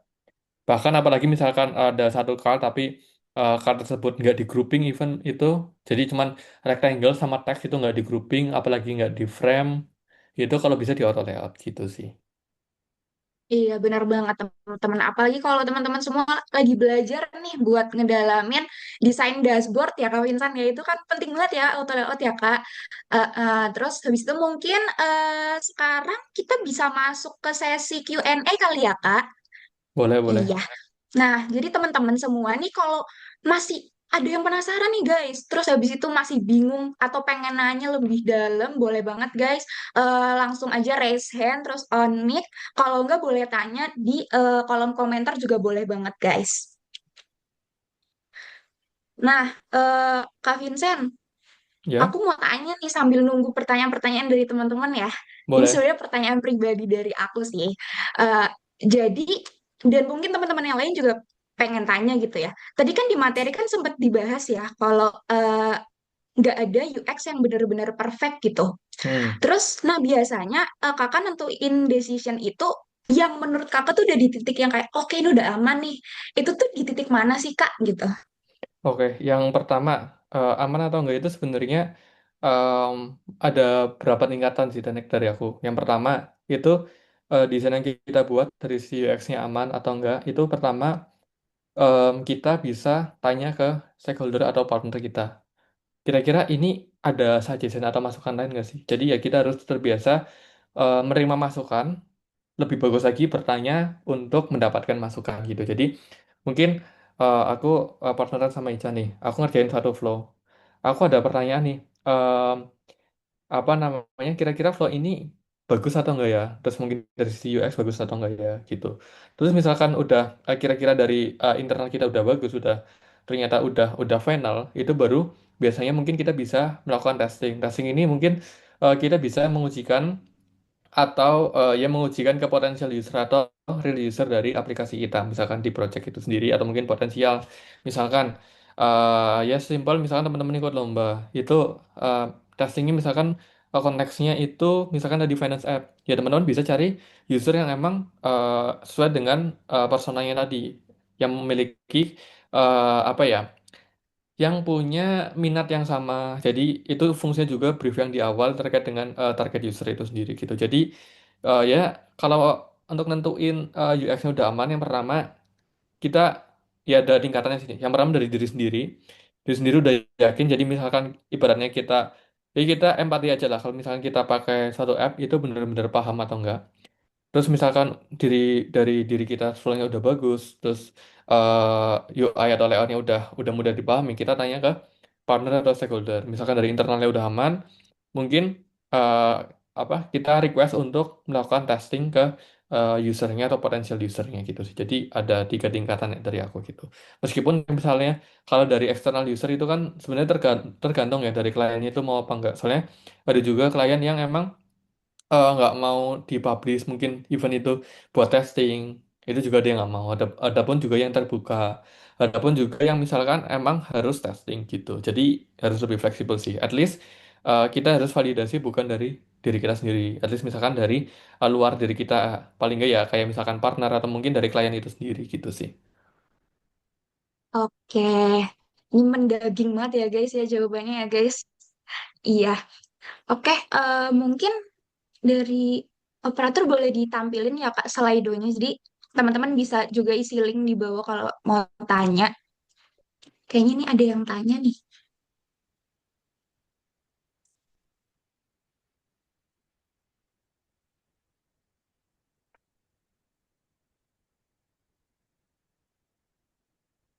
Oke, ada pertanyaan nih Kak Vincent. Katanya gimana cara mempertimbangkan fitur-fitur tambahan dari klien yang sekiranya tidak perlu diterapkan di desain. Setelah itu bagaimana cara nego ke klien, Kak? Oke, kan ini kan terkait dengan gimana ada apa penerimaan fitur tambahan dari klien sekiranya tidak perlu diterapkan di dalam desain. Nah, ini kan mungkin kita harus ya tadi ya aku bilang, misalkan ada satu case, kita harus tahu problem atau konteks yang sumbernya itu dari mana. Misalkan mempertimbangkan fitur-fitur tambahan dari klien, mungkin dari bagi klien itu bagus. Mungkin kita meskipun kliennya nggak nyebutin kenapa kita harus nambahin fitur itu, mungkin kita bisa tanya nih, kenapa kita harus nambahin fitur itu? Gitu kayak misalkan berangkat dari permasalahan user itu nggak bisa A B C D itu bisa juga. Terus emang sekiranya nggak perlu diterapkan di dalam desain, kita kita itu kan berarti kan kita nge-purpose bahwa ini nggak bisa ditambahin ke app-nya kita nih, ibaratnya gitu ya, kita kasih tahu juga, tapi dengan syarat kita udah tahu konteksnya kenapa klien harus nambahin fitur tersebut. Jadi misalkan fitur tersebut itu apa namanya, ngebantu user agar memudahkan dalam melakukan goals A. Jadi kita bisa, misalkan ini nggak perlu ditambahin, kita bisa ngasih solution nih. Oh, mungkin ini nggak perlu ditambahin ya. Soalnya kenapa? Karena ini bikin flow-nya itu complicated. Terus untuk menyelesaikan masalah yang tadi di-mention, mungkin ini sudah terselesaikan di fitur B. Gitu. Jadi cara negonya ya teman-teman harus punya alasan, reason, atau why kenapa teman-teman membuat atau menghapus suatu fitur tersebut gitu. Even itu misalkan nggak harus fitur sih. Misalkan teman-teman ngebuat opsi homepage, ya teman-teman harus tahu alasannya kenapa search bar-nya ada di atas. Kenapa nggak di navbar aja kayak misalkan apa namanya Instagram kan di bawah.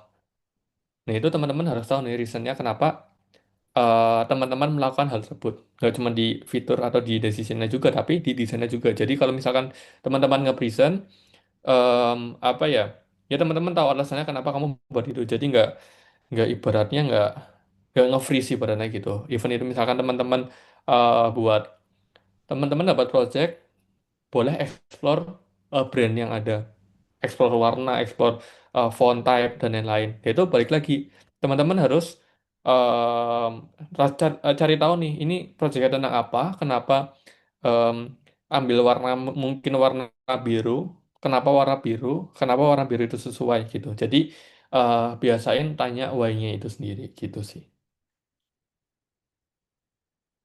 Mungkin kalau misalkan belum menjawab atau ada pertanyaan, mungkin bisa on mic atau tambahan di komentar mungkin di chat.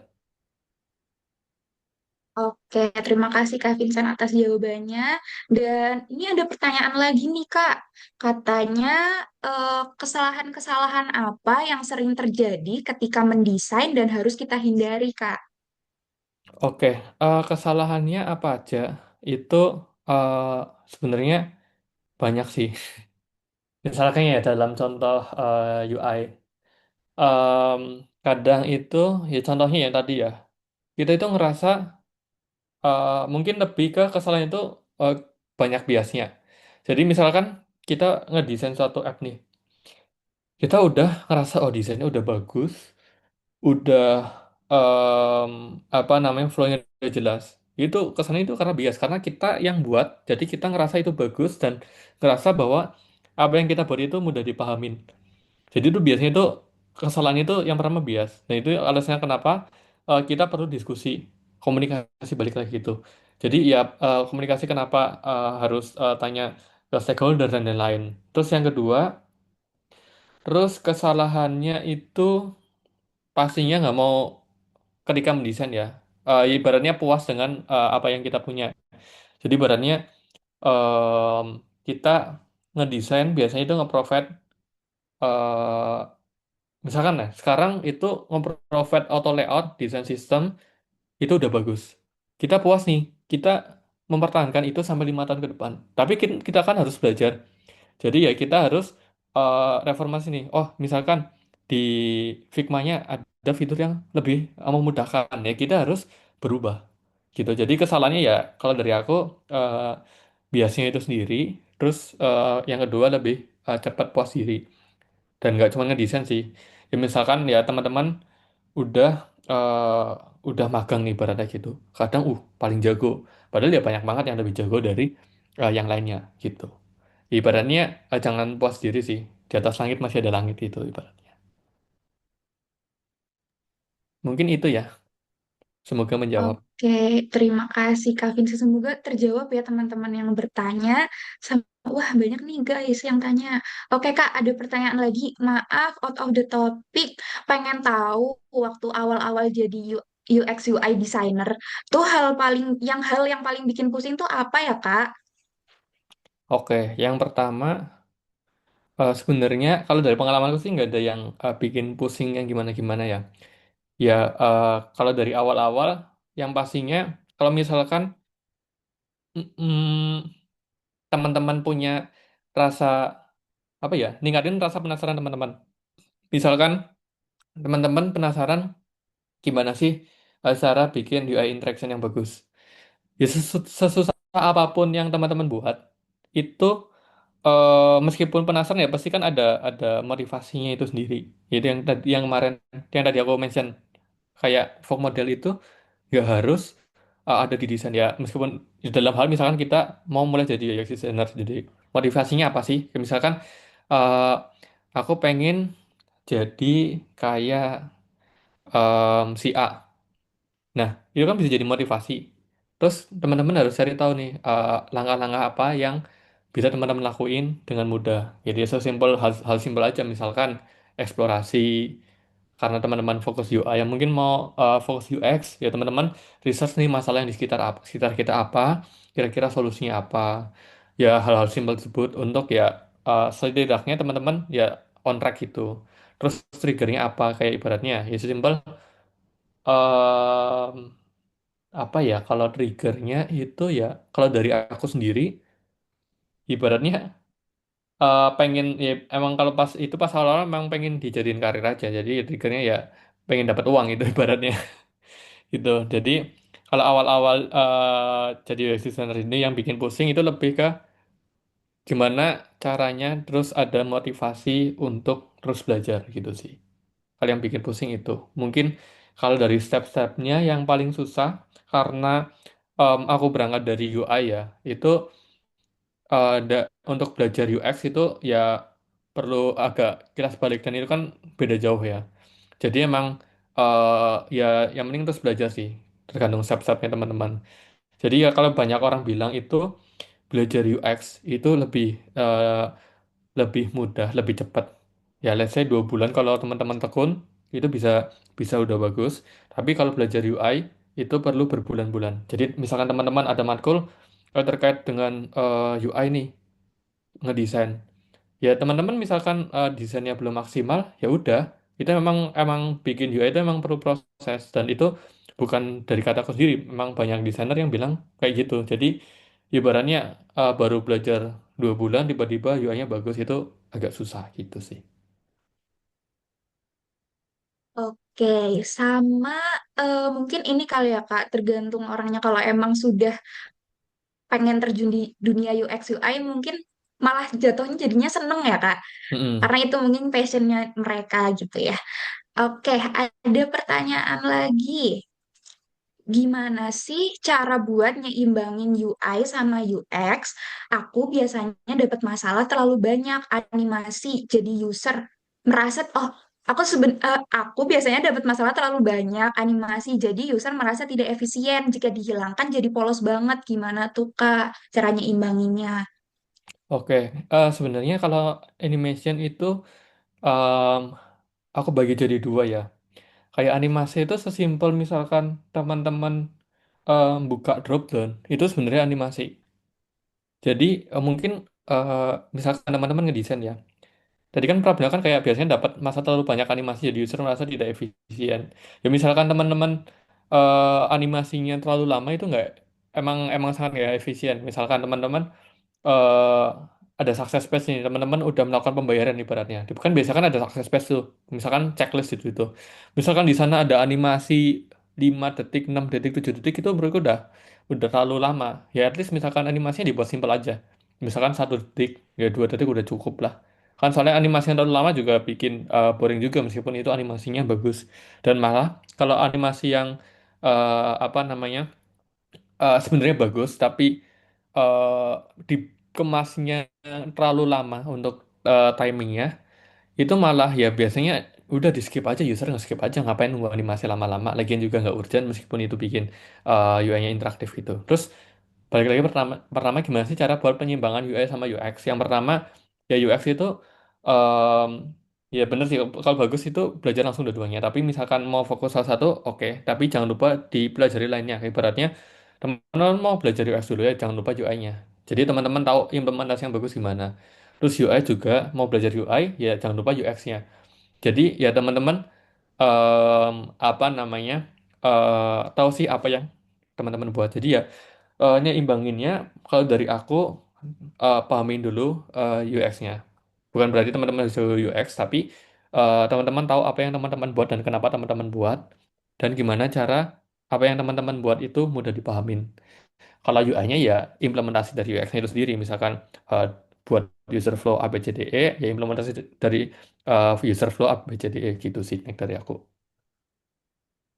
Oke, mungkin kita langsung lanjut aja pertanyaan berikutnya ya, biar kejawab semua.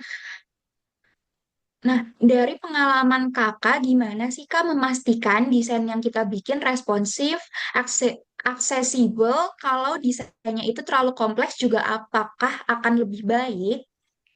Oke, yang pertama memastikan desain kita bikin responsif dan aksesibel. Sebenarnya kalau dari aku sendiri itu responsif ini kan lebih berkaitan ke developmentnya juga ya kan, soalnya kan ya device dari setiap ini apa namanya user kan beda-beda. Misalkan kita buat web, teman-teman yang buka di PC sama di laptop kan lebarnya kan beda. Dan salah satu mengatasinya itu simpel, teman-teman pakai full auto layout. Kalau full auto layout kan nge-wide lebar frame yang teman-teman buat.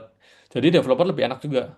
Terus misalkan teman-teman konteksnya misalkan buat web app itu ya eh, teman-teman apa namanya buat responsive juga. Misalkan nggak ada di requirement ketika teman-teman ngerjain project web app, ya teman-teman ngajuin nih, gimana kalau dibuat responsif biar lebih optimal dan lain-lain. Ya mungkin sekalian buat nego naik fee-nya juga bisa juga di situ. Jadi memanfaatkan celah di situ untuk buat desainnya responsif.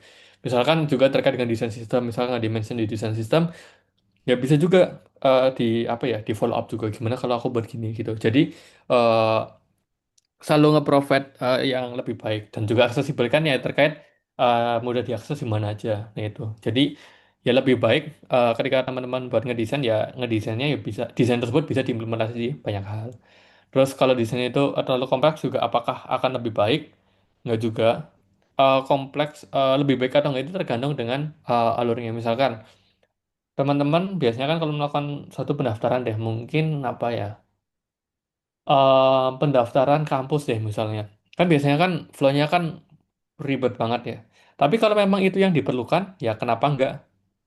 Jadi ya sesuai balik lagi ke kebutuhan user. Tapi kalau misalkan kita bisa buat lebih simpel, usernya paham itu jauh lebih baik gitu. Saya kan kalau banyak banyak user itu kalau dikasih banyak pilihan dan dikasih flow yang kompleks juga bisa frustasi juga ibaratnya gitu sih. Oke, terima kasih Kak Vincent jawabannya. Mungkin jawab satu pertanyaan lagi kali ya Kak. Boleh. Nah, oke mungkin aku pilih dulu kali ya Kak. Boleh di-scroll. Hmm, oke, ini boleh nih pertanyaannya bagus nih. Eh, Kak, eh, dari KLL ya, KLL Calvins. Oke, eh, Kak, ada nggak sih saran daily exercise simple yang bisa improve skill desain kita setiap hari? Oke. Simpelnya ya, misalkan teman-teman nemu, nah kan ya pastinya teman-teman dalam sehari, aku yakin ya 90% pasti pakai handphone ya. Misalkan teman-teman nemu nih, oh lihat aplikasi, bagian ini tuh kurang atau mungkin aplikasinya kurang. Ya teman-teman redesign aja tipis-tipis. Misalkan aku ngeliat aplikasi A, oh misalnya kurang nih jelek nih mungkin bisa diimprove ya teman-teman. Misalkan nggak ada waktu ya desain aja main page-nya satu. Itu buat ngelatih desain. Soalnya kan kita kan oh ini kita sebagai user tahu oh ini kurang nih. Nah wujud implementasi atau solusi dari kita itu kayak gimana? Terus yang kedua, misalkan teman-teman dari si UX, misalkan nemu aplikasi teman-teman lagi pakai aplikasi itu tuh, terus ternyata wah ini flow-nya ribet tuh, kompleks. Nah, menurut teman-teman itu bisa di simplify.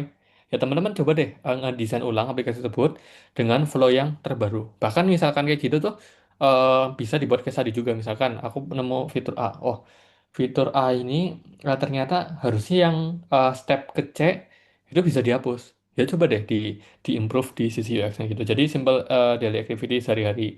Atau mungkin misalkan ya yang berkaitan dengan UI nggak harus di aplikasi website dan lain-lain ya sekedar informasi-informasi yang ada misalkan teman-teman ngelihat suatu banner banner ini bagus kira-kira kayaknya ini bisa diimplementasi di desain website deh ya teman-teman explore aja tuh hero sectionnya eh, ketika diimplementasi website itu gimana atau mungkin yang sebelumnya yang kan sebelumnya kan nyinggung yang terkait mood board kita bisa ambil dari kehidupan sehari-hari kita misalkan teman-teman lagi jalan-jalan nih lihat ke alam oh ini kali tiba-tiba kepikiran nih oh ini kalau misalkan diimplementasi ke desain bisa nih ya teman-teman ya nyediain waktu ya sejam ya don't know ya tergantung waktunya teman-teman itu buat ya ngulik-ngulik itu mungkin misalkan teman-teman ngelihat koran nih oh ini korannya unik sih agak beda kayaknya bisa dibuat style website brutalism ya teman-teman buat gitu jadi ya sesimpel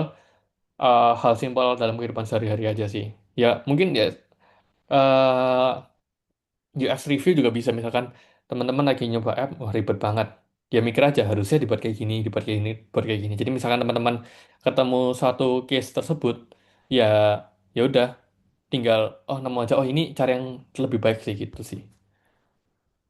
Oke, semoga terjawab ya Kak yang bertanya. Sebenarnya terima kasih Kak Vincent sudah menjawab pertanyaan-pertanyaan dan teman-teman semua yang pertanyaan-pertanyaan belum dijawab sama Kak Vincent mungkin bisa ditanyakan langsung ke IG-nya Kak Vincent ya. IG-nya Kak Boleh. Vincent apa? Ini boleh nanti dicantumin di kolom komentar. Terus habis itu mungkin juga nanti eh, beberapa member GDGOC juga misal mau tanya langsung lagi bisa tanya ke Kak Vincent atau misal mau tanya-tanya ke aku juga boleh. Nanti bisa aku sampaikan ke Kak Vincent juga. Terima kasih banyak ya Kak Vincent buat sharing-sharingnya hari ini. Jujur sangat-sangat daging ya yang disampaikan. Prakteknya juga ada tadi dan juga pasti teman-teman yang baru terjun ke dunia UI UX juga pasti akan ngerasa skill cam yang kali ini bermanfaat banget karena tadi diajarin juga gimana sih caranya bikin auto layout, gimana caranya bikin komponen, terus ada variabel juga yang mungkin orang-orang juga masih asing dengan itu. Dan mungkin kalau mau pakai Figma dengan fitur-fitur yang lebih kompleks lagi bisa diprokan Figmanya ya teman-teman. Dan tadi Kak Vincent juga nyampein apa namanya cara bikin keputusan kalau misalkan ada di bawah tekanan dan lain-lain itu gimana. Terus intinya nanti juga bakal kita share juga teman-teman. Terus habis itu kalau ada yang mau kenal lebih lanjut sama Kak Vincent juga bisa aja langsung follow IG-nya Kak Vincent gitu. Sekali lagi thank you banget Kak Vincent sudah meluangkan waktu dan berbagi pengalamannya bareng-bareng ke teman-teman semua hari ini. Oke, terima kasih teman-teman semua ya. Jangan lupa buat dalamin sesuatu ya. Yang ya aku cuma pesen yang aku sharing di sini ya. Ibaratnya cuman luarnya aja yang teman-teman dapetin di kampus apapun itu misalnya development terus desain itu aku lihat juga masih luarnya aja. Jadi ya terus belajar di luar apa ya? Ya belajar dari belajar belajar sendiri lah ibaratnya gitu. Jangan mengandalkan dari yang teman-teman dapatin gitu. Oke, terima kasih sekali lagi buat Kak Vincent. Dan selanjutnya aku bakal balikin lagi ke MC kita yaitu Kanata. Terima kasih semuanya. Oke, baik lagi sama aku teman-teman. Nggak bosan-bosan ya, aku ucapin terima kasih banyak buat Kak Vincent yang udah nyampein materi yang penuh insight dan sharing pengalamannya. Nah, teman-teman, nggak berasa nih materinya udah berakhir. Sebelum kegiatan ini benar-benar selesai, aku mau adain sesi dokumentasi dulu. Teman-teman bisa open cam dulu buat sesi dokumentasi. Oh iya, buat presensi juga bakalan di-share, jadi sambil nunggu dokumentasi, teman-teman bisa sambil ngisi presensinya dulu. Buat operator udah siap ini buat dokumentasi? Kasih reaction dong kalau udah.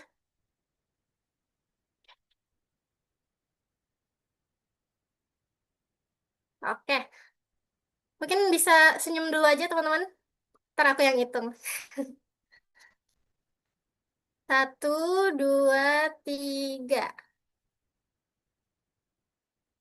Oke, selanjutnya jadi Josie guys, jadi Josie. Kayak gini teman-teman. Nah, oke. Aku hitung ya. Satu, dua, tiga. Mungkin satu lagi gaya bebas teman-teman. Bebas teman-teman mau gaya kayak apa? Aku hitung lagi ya. Satu, dua, tiga.